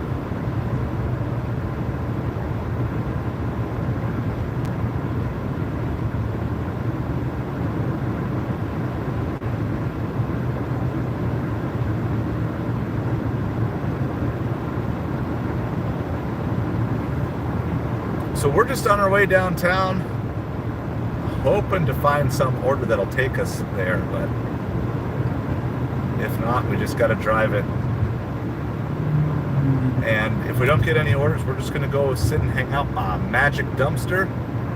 Magic Dumpsters we like to go to get good orders, especially late at night, but even a little bit earlier. We're just hanging back in part of town tonight. I think it's better.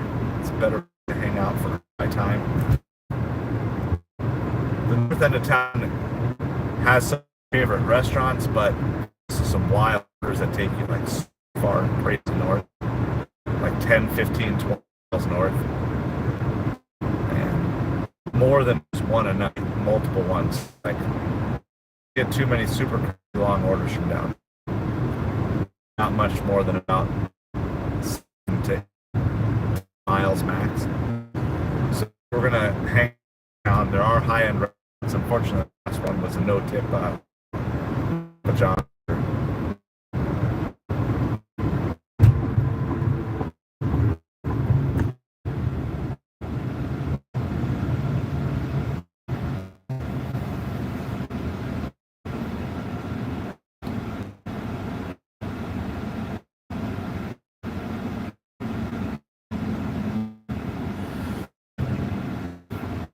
But relatively speaking, it's just super quiet here tonight. Super quiet. Took one Uber right at the beginning. I think that final came through. I think it was what we like the 13 and change or something. Yep. We took it at 13:05. That came as 13:05. We made a 10 and a 5. So 10 and change. So we're 29 bucks. And mostly thanks to that second DoorDash. Now, I did do earlier today as well. This is the only delivery that I've done. So my Uber is at 58 on the day. I did catering that was like 25. And yeah, I don't know.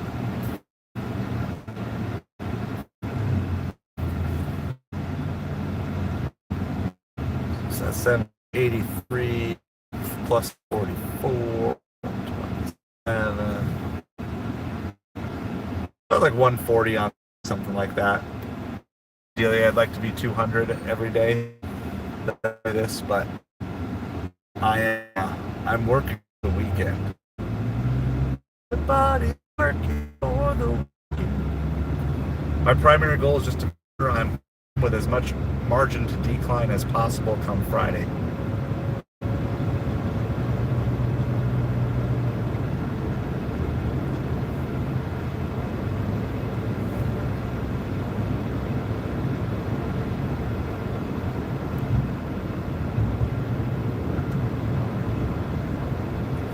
So that's the goal.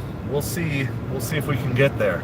I'm still, forget margin, I'm still not even 2 platinum, because even though the acceptance rate keeps going up, DoorDash's stupid on-time metric makes me late because I wait for customers at restaurants. It has to be the dumbest customer service proposition that I've seen a company do in a long time. We're going to punish drivers who are late because they waited for the order at the restaurant. And if you keep telling them that you have to wait and you keep canceling orders every 10 minutes, they yell at you for doing that too. So they're going to yell at you if you wait for the order, and they're going to yell at you if you don't wait for the order. It's the most ridiculous setup. And but DoorDash's game, DoorDash's rules, got to either just play or pivot. Either play the game they want you to play, or it's probably more likely that they'll just kick me off their platform after a certain point in time. I have sent multiple strong messages to them via help support line. Multiple. They genuinely, I say this based on making, they don't care about customer satisfaction as a priority. Of course, they care about metric, but they don't care as a priority. Don't care about driver satisfaction as a priority, and they don't care about restaurant satisfaction as a priority. NASCAR was just in Florida American Walmarts. The Daytona 500, I know we had that. So I can say that with absolute, there's the vast majority of the restaurants I talk to are completely unhappy with DoorDash. The vast majority of drivers are unhappy with DoorDash, and the vast majority of customers are unhappy with DoorDash, and yet everybody kind of needs it. And so it's we're kind of all stuck in Stockholm syndrome here with DoorDash. It's like hard to get out of gig delivery if it's your primary income, because you got to build something on the side in the meantime that you can slowly transition to. So it's hard to get out. It's hard for restaurants to get out because all their competitors are using it. So if they're not on DoorDash, DoorDash is by far the biggest of the food delivery apps. So if you're not on DoorDash, you're losing ground to your competitors are on DoorDash, so they need it. And then because of that, customers need DoorDash because there's more restaurants on DoorDash than any of the other apps. So it's this sick, twisted thing. And I mean, kudos to DoorDash for pulling this off. But I'll just tell you, it's 100% sure customer satisfaction is not their primary concern. And I'm not talking about the drivers, I'm talking about the legit customers, because if it was, it would be the biggest metric by which drivers were judged. Now, they will tell you customers are more satisfied when they get their orders within the promised time. That's true. But who's the one who's promising them the time in the first place? It's DoorDash with unrealistic expectations. And so the fact that I've got, like 10% of my deliveries are late according to DoorDash, and yet 100% of my customers are satisfied, what that tells you is clearly DoorDash is not focusing on the right metric. Good job for you, Walmarts. I can't wait till I can say that myself. I'm working my way out of it. Hit the road, Jack, and don't you come back no more. All right, we're back downtown, across the bridges, so we will turn DoorDash on. We did not see a single order from UberEats that whole strip. So that ended up being at least $5 for 14 miles. So just absolutely lousy ordering. But I gotta, for my own sanity and my knowledge base and just talking to you guys and coaching people on, food delivery and stuff, I gotta see what Platinum is like under this new point system, especially before season ends. I mean, season is ending soon here, guys. My in-laws, they're headed home. They're snowbirds, so they're leaving this week, and a lot of people are going to be leaving over the next couple of weeks. So it's like, I need to be able to have a genuine, because we know what DoorDash looks like when it's hopping. When I'm getting the good deliveries and getting the good orders. I mean, we've seen some great deliveries from DoorDash on this channel, but I gotta see if I can still get those before everybody leaves for season and I lose a good chunk of my top tippers here. But yeah, we're trying to phase out of the game for sure. Phase out of the DoorDash game. It is slow tonight, guys. Even with DoorDash on here, I'm not seeing anything. We'll go park by Turco Taco for like a couple minutes. And then if there's nothing there, then we'll maybe go double back to Magic Dumpster.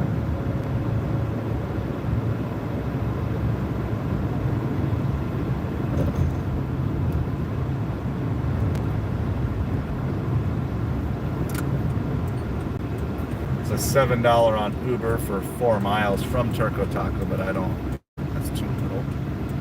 I got to take those orders on DoorDash. I'm not taking them on Uber. If I can't cherry pick on my DoorDash, you better believe I'm cherry picking all my Uber and Grubhub and Instacarts. All right. Then just park over here for just a minute. So we're talking about community tonight. We have our brand new school community, SKOOL, called the Breakthrough Hustle. So if you are looking for a breakthrough in your life, trying to get free in soul, heart, mind, strength, or wallet, I would love to have you come over and hang out. It's just like what we do here, but with a little bit of a challenge to learn. But then also we're going to be integrating Zoom phone calls so we can all be talking face-to-face, at least virtually face-to-face.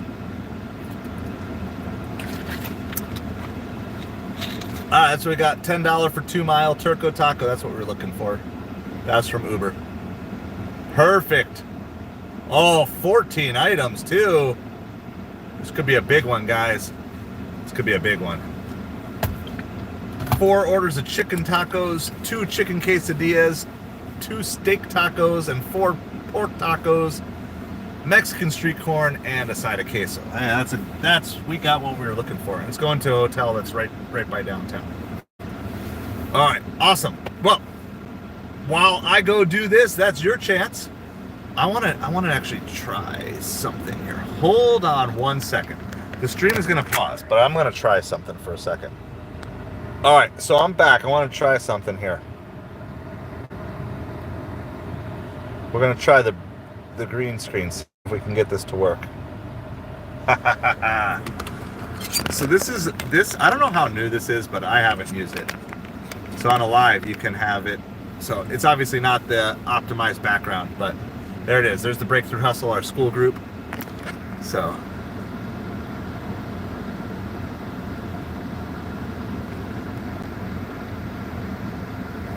how's it going, Riz? You're still grinding, Jaeger. Yep. We don't get a lot of spring breakers down here, Walmarts. We're too far. We're old people. We get like spring break families, but we don't get. You got to go further north to get the spring breakers. So, all right, I'm gonna go get this Turco Taco here. But now, see, we just got the Breakthrough Hustle. So that's our school group. So if you want to do me a solid, hang out. We'll be hanging out over there tonight. We can even throw up a Zoom call if you guys are wanting to tonight over on there and do some talking sometime after like 9 o'clock tonight. But at least go sign up, get it checked out. It is the pinned link in the chat. I'm going to be right back. We're going to go get this Turco Taco order. Hopefully it's ready. And then I'll be right back with you.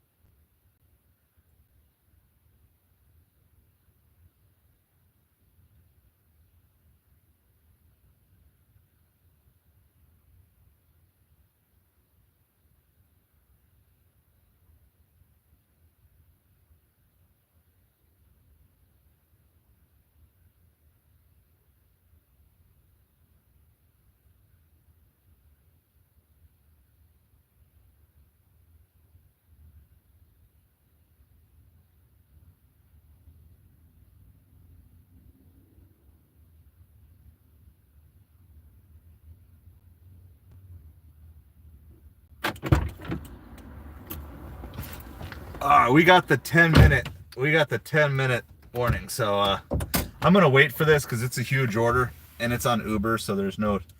But yeah, so we just hang out. I'm gonna get caught up on some little things here. Gonna see if I do have an eBay order I have to ship tonight. Let's see if there's offers to send. There is. I got an offer I can send on eBay. So whenever I'm kind of at a point where it's like, okay, I'm waiting for an order, I try to maximize what I am doing in that time. Go check over for school.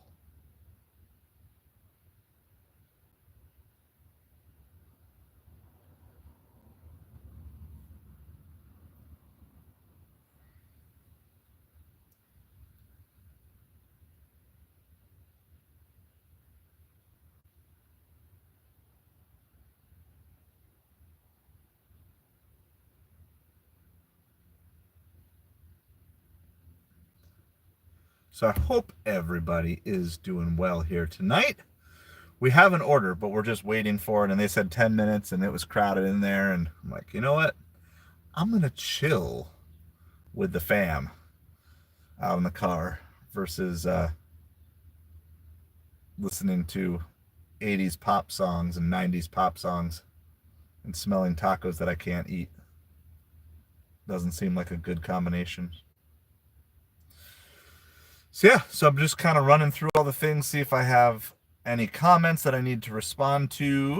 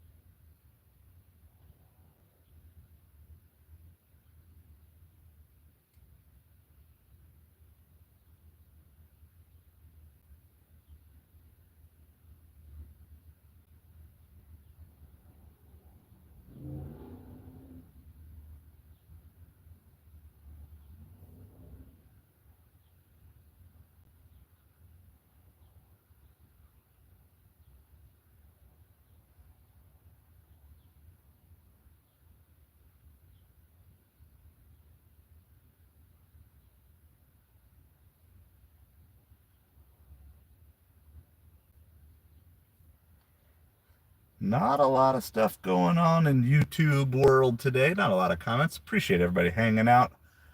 So they said it was 10 minutes at like 6:58. So usually 10 minutes in restaurant world means a lot longer than that. So we'll just chill for a little bit. Whoa, that's cool. I can make the window appear.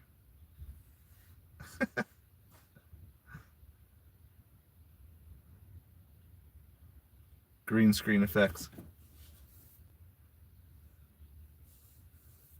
Wonder if, so it's probably the same size as a short background.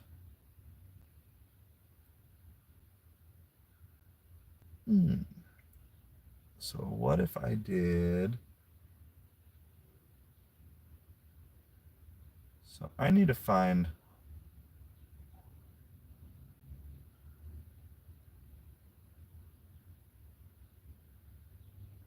another background for a short. Let's duplicate that. All right, and then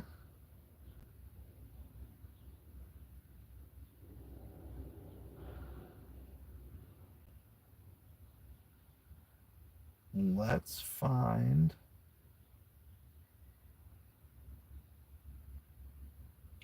this. We'll copy that. I'm trying to figure out how to make a better background here. It's not cut off. All right, that could work.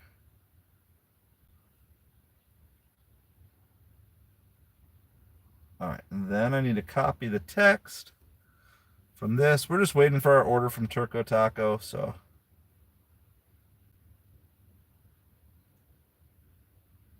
I'm just working on trying to create a slightly better background here than what we currently have?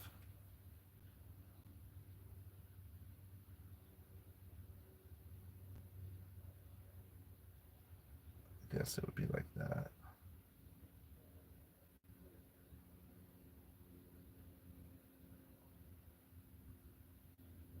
And probably have it right at the top, right?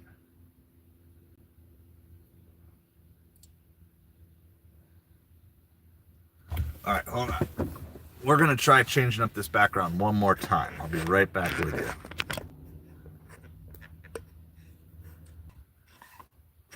All right. All right. I guess that's not going to work as an easy way to do it tonight. So I'll be ready for the next time, though. All right. I'm going to go check on this order. It's been about 10 minutes. And I will be back with you shortly.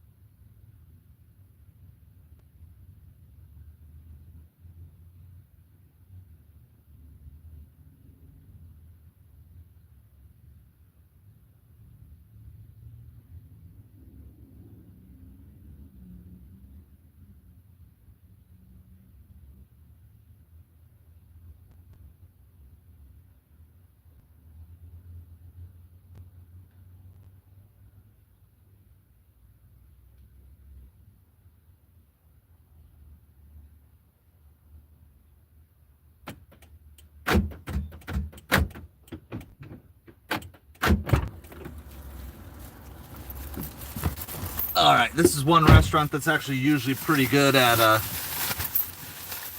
sticking with their time frame. So they were right on at 10 minutes.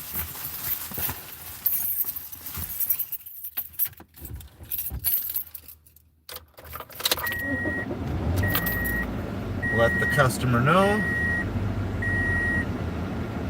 that we are on our way.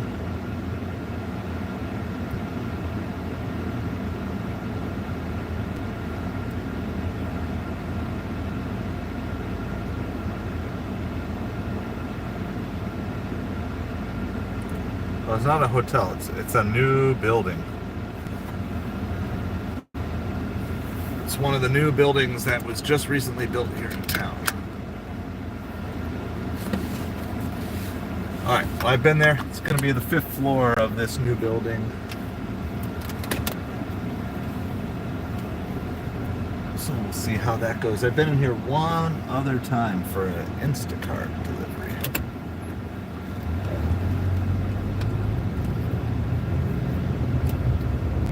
Appreciate everybody being here with us. We are delivering this $10 for 2 mile Turco taco order.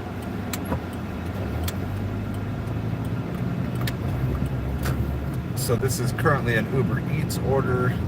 We do have DoorDash on pause because we're on Earn My Time there.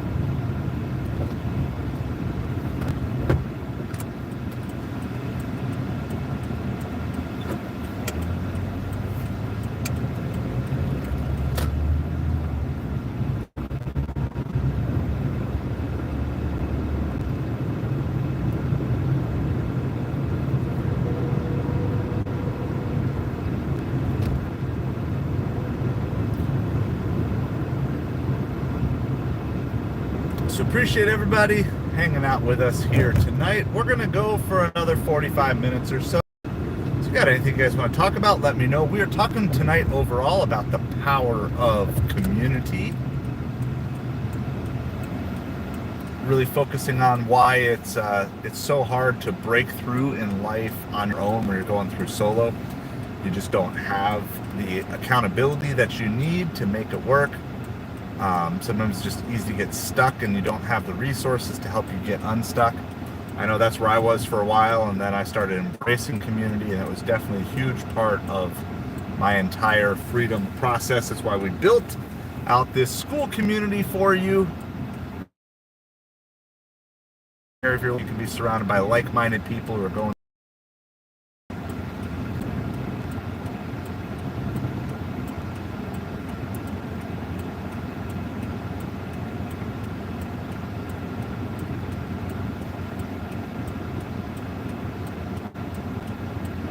Trying to turn right. There we go.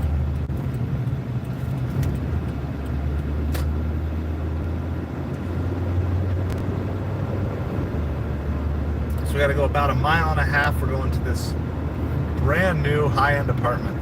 They've been building this building for like a year and a half, and super slow in getting it filled out. They have like lots of vacancies in here, so.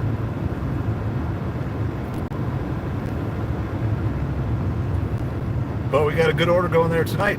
$10 for 2 miles, so we will take that for sure. There's definitely a good chance that there's a hidden tip on this one. $10 or more for 5 miles or less is your best chance of finding a hidden tip on Uber Eats. But any Uber Eats order over $10 can have a hidden tip on it. But this one being, anytime it just ends up being that flat $10 when I feel the best. Like that there's a good chance of a hidden tip. And it's almost always on really short deliveries, a couple miles or less. The sun is still going to be up for another half an hour. I'm absolutely loving this. Welcome back, Savage Batman. I've got tacos in my car. Y'all should be jealous of me. Pork, chicken, and steak tacos. I got all three. This is like $100 worth of food, I'm pretty sure, from this place.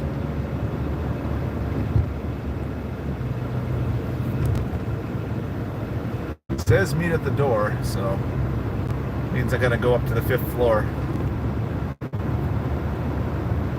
Last time I tried to do this, they couldn't even get me. I ended up having to leave it at the front desk and they brought it up.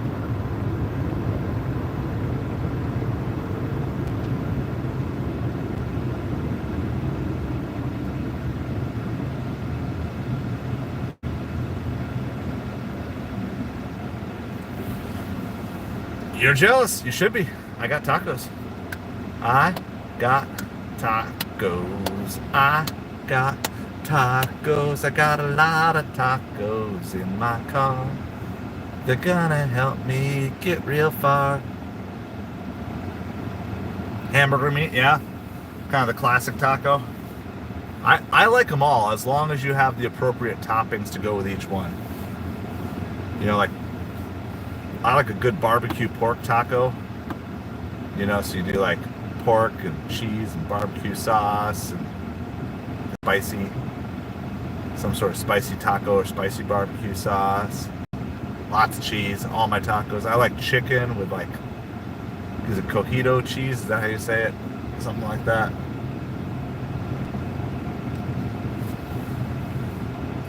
I like tacos. They're in my car. This is one of those orders like, okay, if you reach out and say you got to cancel the order, I'm not going to cry too much. I'm not going to cry too much. I'm not going to cry too much. I like the $10, but I also like tacos. I like eating tacos. I eat them every day. I eat tacos in every single way. I like tacos.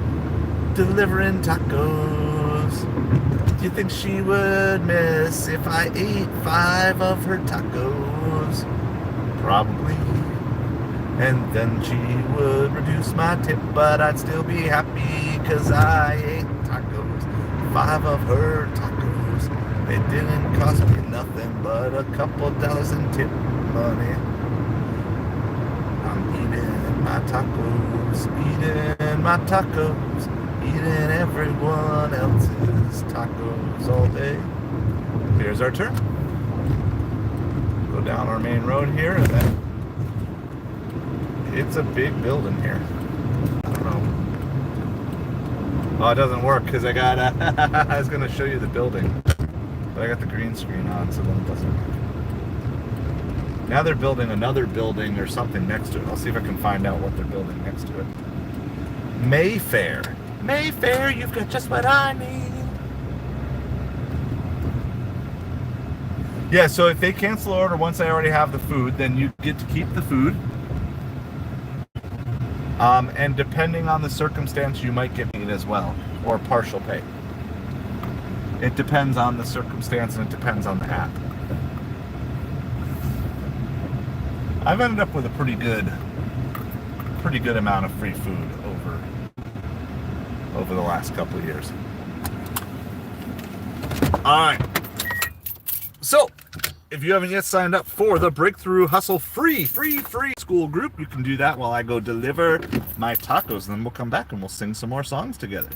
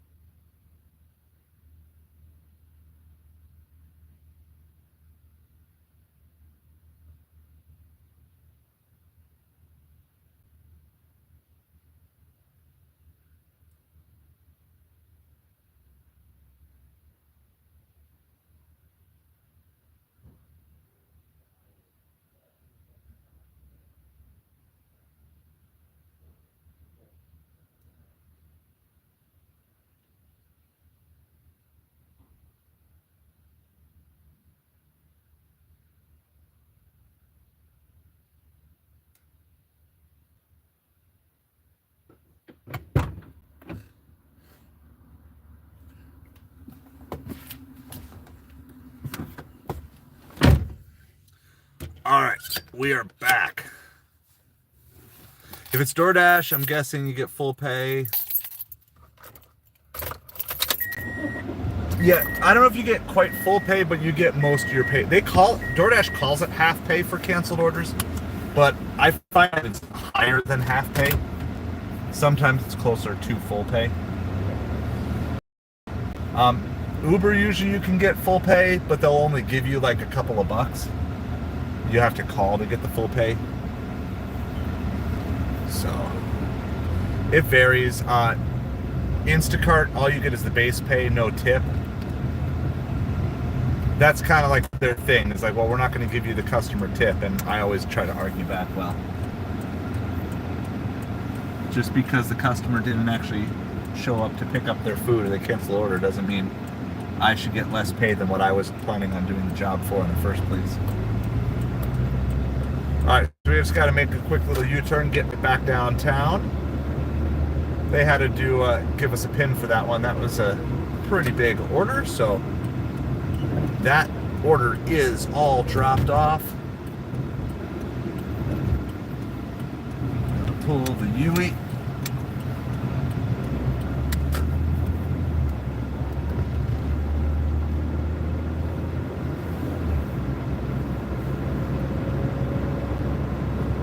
Pull the Yui. As soon as we get back across the bridges, we'll turn DoorDash back on. Hopefully we'll get something better than DoorDash before then. Because DoorDash can send us anywhere. But I love doing these like $10 for 2 or 3 miles just downtown to a nearby apartment or hotel.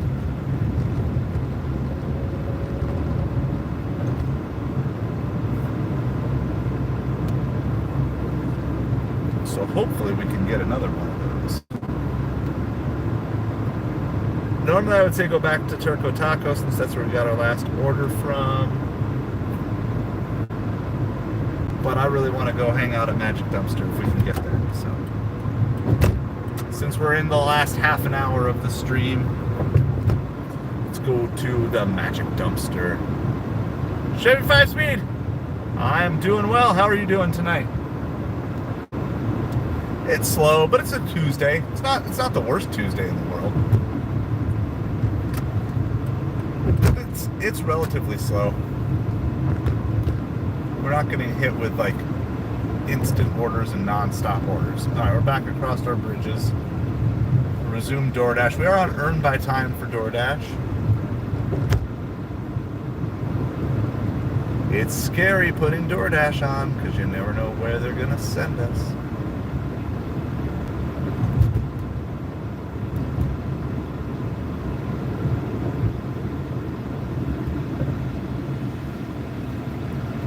So we're gonna see what sort of downtown orders there might be. We're talking tonight about community, the power of having people surround you and be with you as you're trying to break through in life and in freedom. There's a bunch of cars that need to be like ticketed for just completely blocking the intersection. It's absolutely atrocious. And then a car just made an illegal left turn.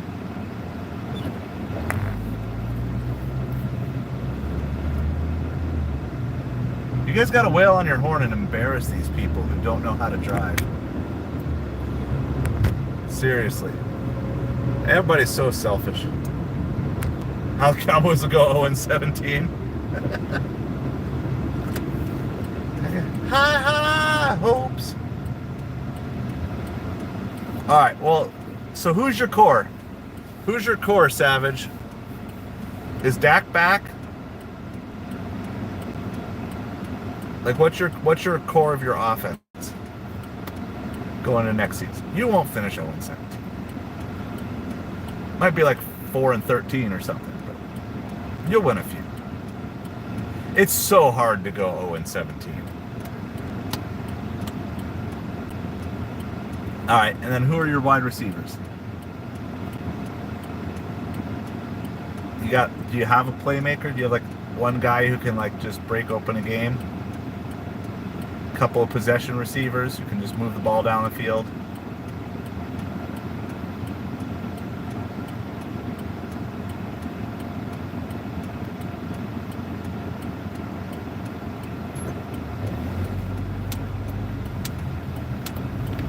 Getting ready to have to honk my horn at somebody's just gonna block the intersection here again, maybe.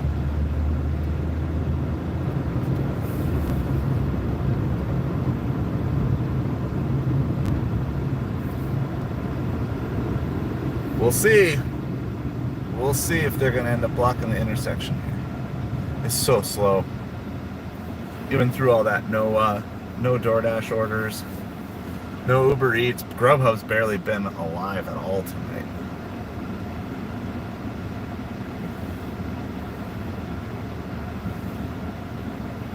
Another illegal left turn. My goodness. The cops around here will pull you over if you have one headlight out. But if you make like illegal left turns and illegal U-turns, they just don't care. I don't get it. It's fine, pull me over for the headlight, but you could literally sit at that traffic and just give ticket after ticket to all these ritzy people. All right, now we got a car that's blocking our alley here.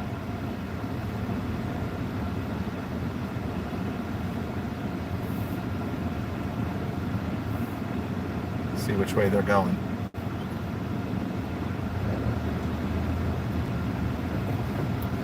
We're gonna go park by Magic Dumpster. Looking for one more order here. I'll turn off the green screen here for a second. There we go. There's Magic Dumpster. Looking pretty empty. Looking hungry.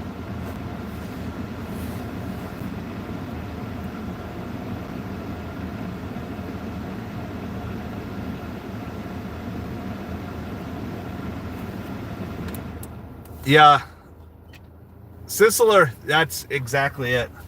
And the thing is, they're only terrible by choice. They're not terrible because they have to be. They're terrible by choice because they care about one thing only, which is making profits. They do not care about customer satisfaction. They do not care about restaurant satisfaction. And they do obviously not care at all about driver satisfaction. And so when you have all three of those things, but every party is dependent on DoorDash. Drivers need it because the volume, restaurants need it because their competitors are on it, and customers need it because they have the most inclusive list of restaurants that deliver on them. And yeah, I mean, kudos to DoorDash for figuring it out, but I'm going to tell you, I can definitely foresee a world 10 years from now where DoorDash doesn't exist. Now, food delivery will exist in some capacity, but I can definitely foresee a world where there's just the company DoorDash goes out of business.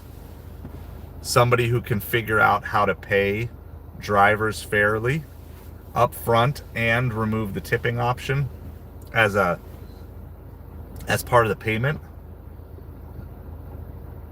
I can definitely see a way that would be doable. So, but I don't know. We'll see. The thing is, everybody says, well, just do a service fee and no tips. Well, the drivers in New York are now reporting that they're making less. They make less now with New York's basically having the higher pay. And because then the fees are higher, so now nobody tips at all. So they're actually making less than what they were under the old system. So that's not my problem. Yeah, no, I mean, I'm trying to get out, Sisler. I am in the very least moving away from food and gig delivery from being a primary to a secondary income. We'll probably always do it every once in a while on this channel because that's how this channel was birthed out of. But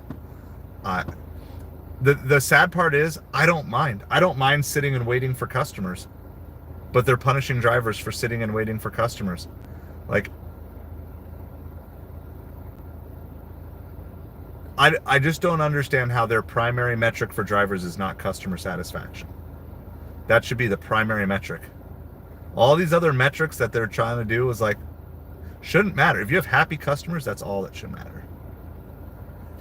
Yeah, I mean, plus you got the draft too, Savage. That's not an 0-17 team. That was the Bengals like what, 10 years ago, 12 years ago? Maybe even longer than that now. They were a horrible team.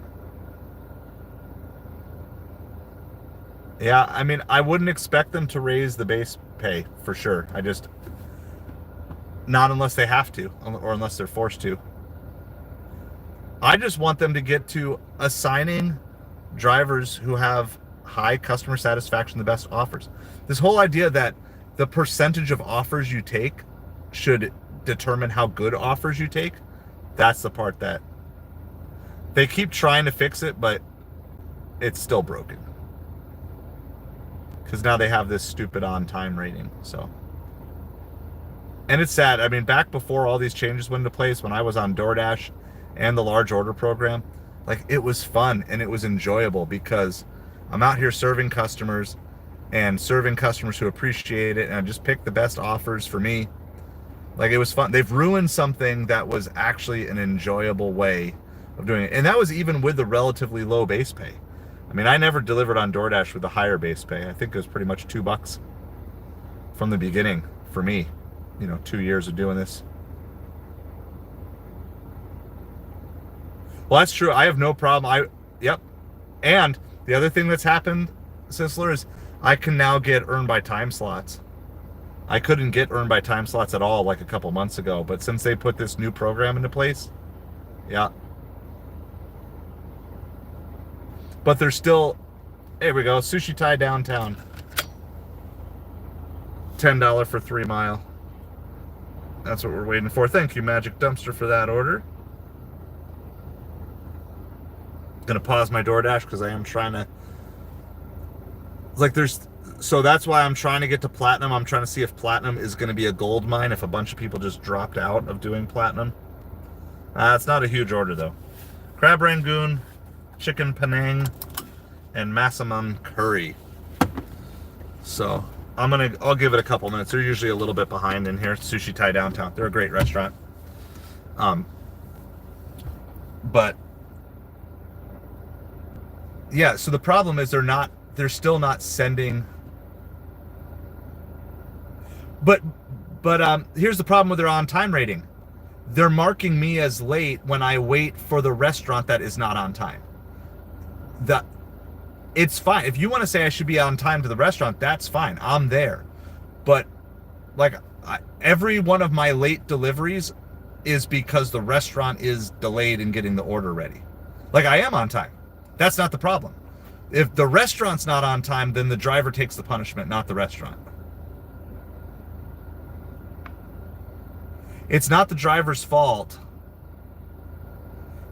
It's not the driver's fault if the restaurant doesn't have the food ready on time. And that's what it is. And there's no appeal process.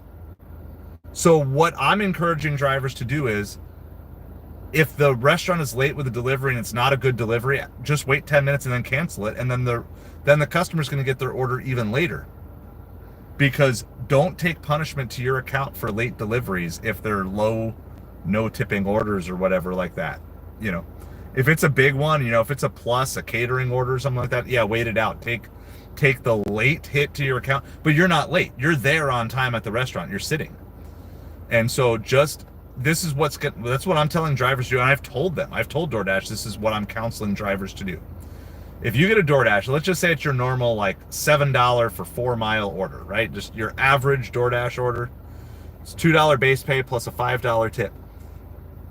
If the restaurant doesn't have that order ready on time, then wait the full 10 minutes and then do the worry-free unassign and then let it go to the next customer, because otherwise your on-time rate gets punished because the restaurant can't be on time.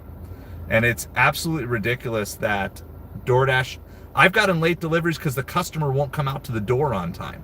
I'm there at the customer's place on time, but I need to meet the customer. I can't leave it at the door and then I'm late because the customer doesn't come to the door. The only thing the driver should be timed on, if you want to say anything, is getting to the restaurant on time and getting from the restaurant to the customer on time. And drivers need to have some way to say, look, I'm stuck in traffic, because DoorDash has no idea what the traffic on the ground is. DoorDash has no idea if the restaurant's running behind or not, or even if they do know, they don't care. So that's the issue. The issue is not that drivers are not on time. The issue is that you can be sitting at the restaurant providing good customer service by waiting for them, and then you get punished.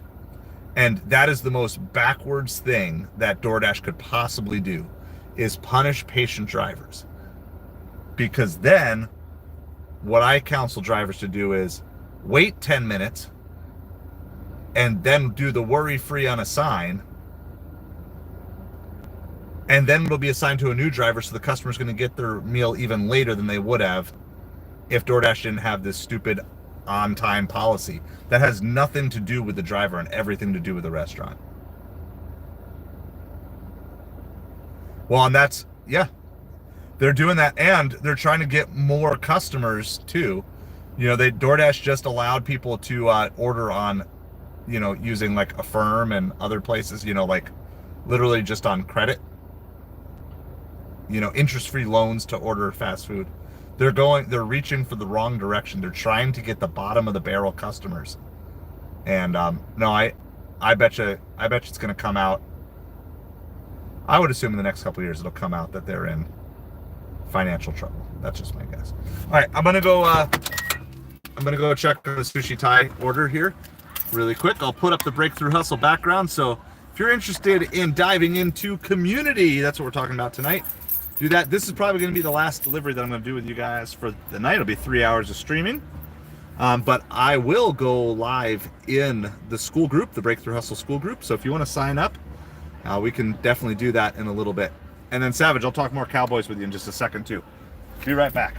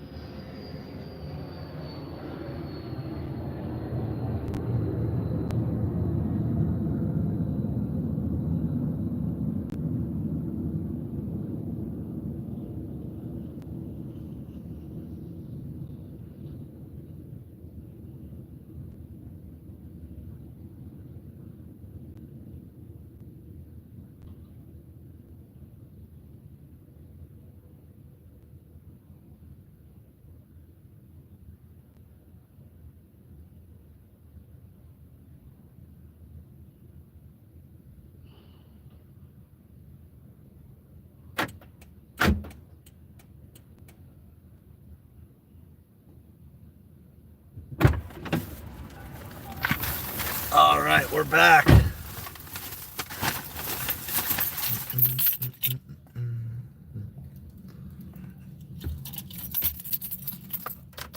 $11, $6 to $5 and $12. Yeah.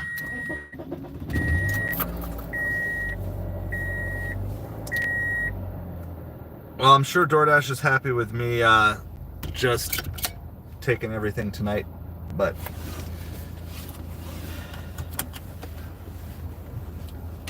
I think DoorDash had a good thing and they broke it. They're lowering standards for drivers, and it's gonna just lower the customer experience. So for example, you used to have a catering bag to get catering orders, and now they're like, don't worry about it. These are our absolute best customers. Don't worry about keeping their food warm. Like, how does that make any sense whatsoever, DoorDash? Like, your absolute high-end customers, your customers spending $100 or more where you're getting the most in fees, you should be raising the standard on those customers. You should be saying, look, you're only going to get assigned to the absolute best, highest customer satisfaction drivers who use catering bags, which is literally what they used to have, and then they got rid of it. I'm not sure what, I mean, I understand DoorDash is trying to make money, but I don't know what their actual theoretical game plan here is in the long run. And I think they're just trying to hold out until robo drivers can take over. Don't be like the Yankees who are overrated. Yeah, and honestly, here's the thing. I understand the long term of, say, Instacart. And they're really tough to make good delivery. Other foods, like tacos, don't stay well. Anything crispy, anything that's supposed to be crispy just doesn't deliver well more than a mile or two. So I'd be interested to know, like, if I could sit down and actually try some things out with DoorDash, if I can make them a more profitable company. I think they need to get rid of small orders. I think they need to put an order minimum.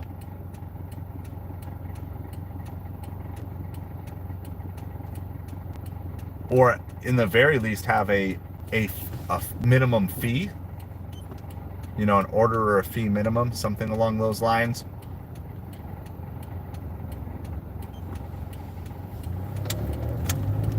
And I know they're trying to cater to business customers and stuff, but then they should have something that should be along lines.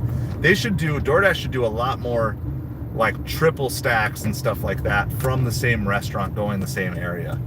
There's just a lot of things that they could be doing better and faster, and the best customers are suffering. Instacart's got its problems too, so. Because yeah, they're trying to find the cheapest way to get food delivered instead of finding the best way to get food delivered, and ultimately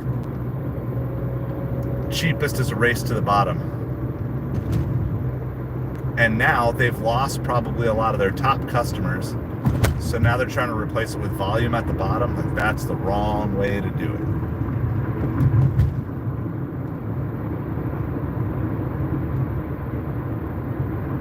it. Yeah, I agree, Savage. Like, and not be punished if you don't want to take something like that. Like, no driver should ever be punished. Like, I think there should be a radius to the restaurant, right? Every restaurant should have, pick a number, but I'll be generous. I think this is too high, but I'm sure a lot of restaurants do this. 5 miles. If you're within 5 miles of the restaurant, you can order from there. If you want to order for a restaurant that's further away, you should pay a surcharge, a per mile surcharge. So if you're 6 miles away, it should be $1 more. If it's 7 miles away, it should be $3 more, like 1 plus 2. If you're 8, 1 plus 2 plus 3. Like, discourage all this long distance ordering stuff. And then if someone does order it though, then you require the drivers to have a catering bag. Like, I just don't even understand, like, why you would tell your drivers don't use a catering bag. Like, that has to be about the dumbest move that DoorDash could make for their top premium customers. Like, yeah, You're a great customer. You just spent $250 through our app. Oh yeah, and we just told your driver they don't have to put your food in a catering bag or keep it warm. Like, what?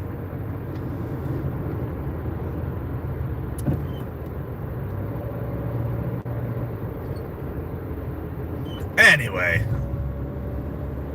like I said, I'm on my way out here over the next couple of months. Hopefully fully, or at least only for fun. So I'm not going to get like riled up about it, but they're making some very poor business decisions. We got 1 mile to go for this sushi Thai downtown order. This is on UberEats, not DoorDash. So it's $10 for 3 miles. But again, on all these, you almost have to double the mileage because I got to drive all these miles back. That's why you want $2 a mile in general for all your orders. Whether it's a shop and deliver or just a restaurant and you know you need to get back there. You gotta build in that buffer. That way by the time you get back to where you want to be, you're still at $1 a mile. Or you're just gonna get smoked on these apps. Have a random guy just running out in front of us while we have a green light.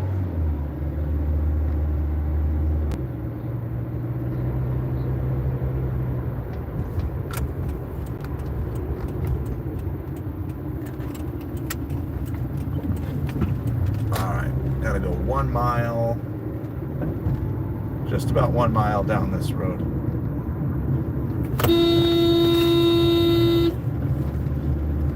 Car pulled out in front and just stopped. We have hit the point where it is idiots everywhere tonight.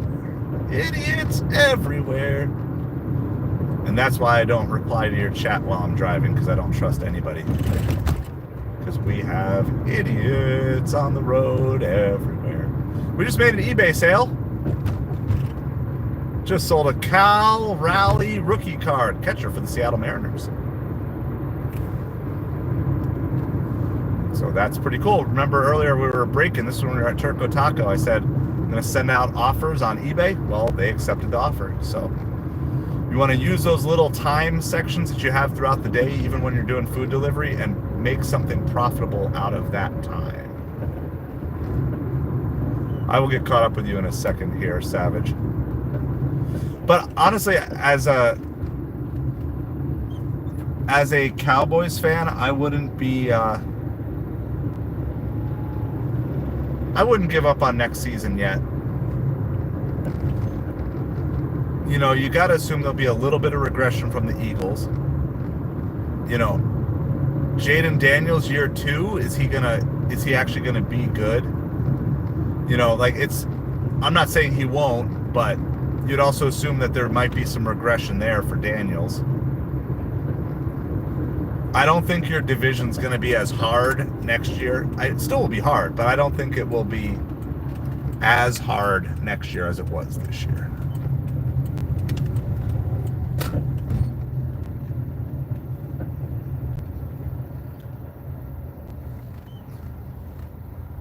So it's like just in the gated community. Oh, they're literally like the first house inside the gated community, but the gate just goes up. So, all right, this is our $10 for 3 mile sushi Thai.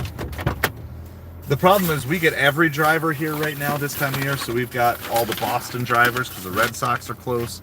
Got all the Minnesota drivers because the Twins are close. So they're all going home here soon.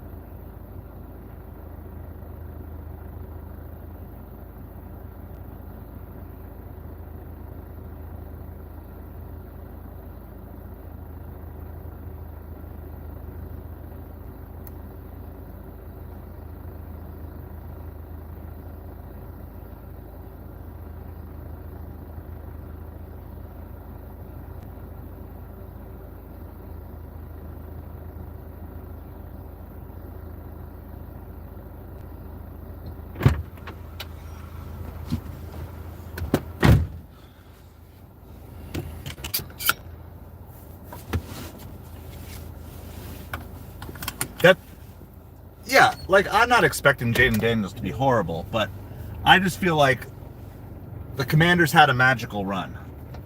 Do I really think that they're one of the top, 3-4 teams in the NFC? I'm not convinced of that. I mean, we'll see how everything goes. I could be wrong. But no, I'm with you. I kind of see that CJ Stroud is kind of like, that's an apt comparison. Like, Stroud didn't have as good of a year this year because there's a full year of film. It's sophomore slumps are a thing for a reason. It's just really, it's easy to catch teams off guard for 1 year.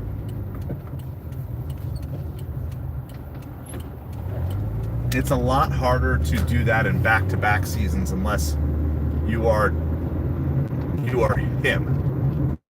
Unless you're the, and I think that's kind of the difficult part. So, and I mean, who knows what the Giants will end up doing in draft and everything else, but I'm not particularly expecting the Giants to be a threat for the playoffs. So, all you really need to do is just split all your NFC East games. So there's 3 wins, right? That's 3-3. There's got to be a couple of cupcakes on your schedule somewhere. And then you're going to have to win a couple of mid-range games, and there's your 8 or 9 wins, and then you have to figure out how to get wins 10 and 11. And that's your playoff trip. So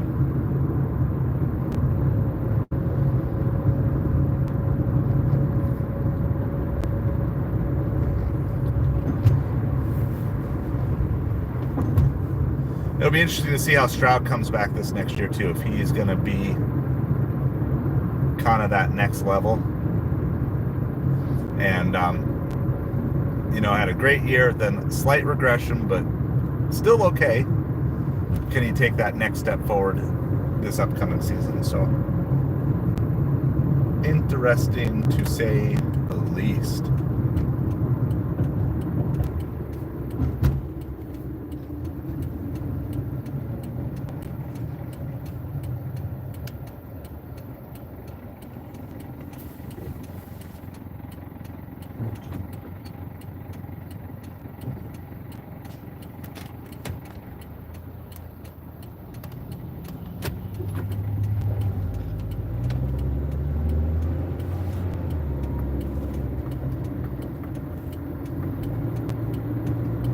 Alright, so we're going to do, once again, I think we're going to probably end the stream here pretty soon. We're coming up on our 3-hour mark. So we snuck in an eBay sale for you in the midst of everything else. We've got a couple of pending UberEats tips.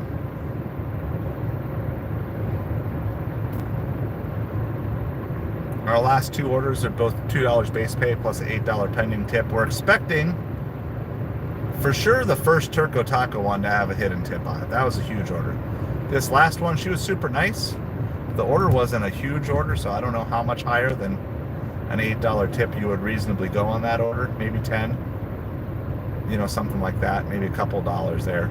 That Turco Taco, I'm hoping there's like a $12, $15 tip, but we won't find that out for a little bit. So it is just about 8 o'clock. I'm thinking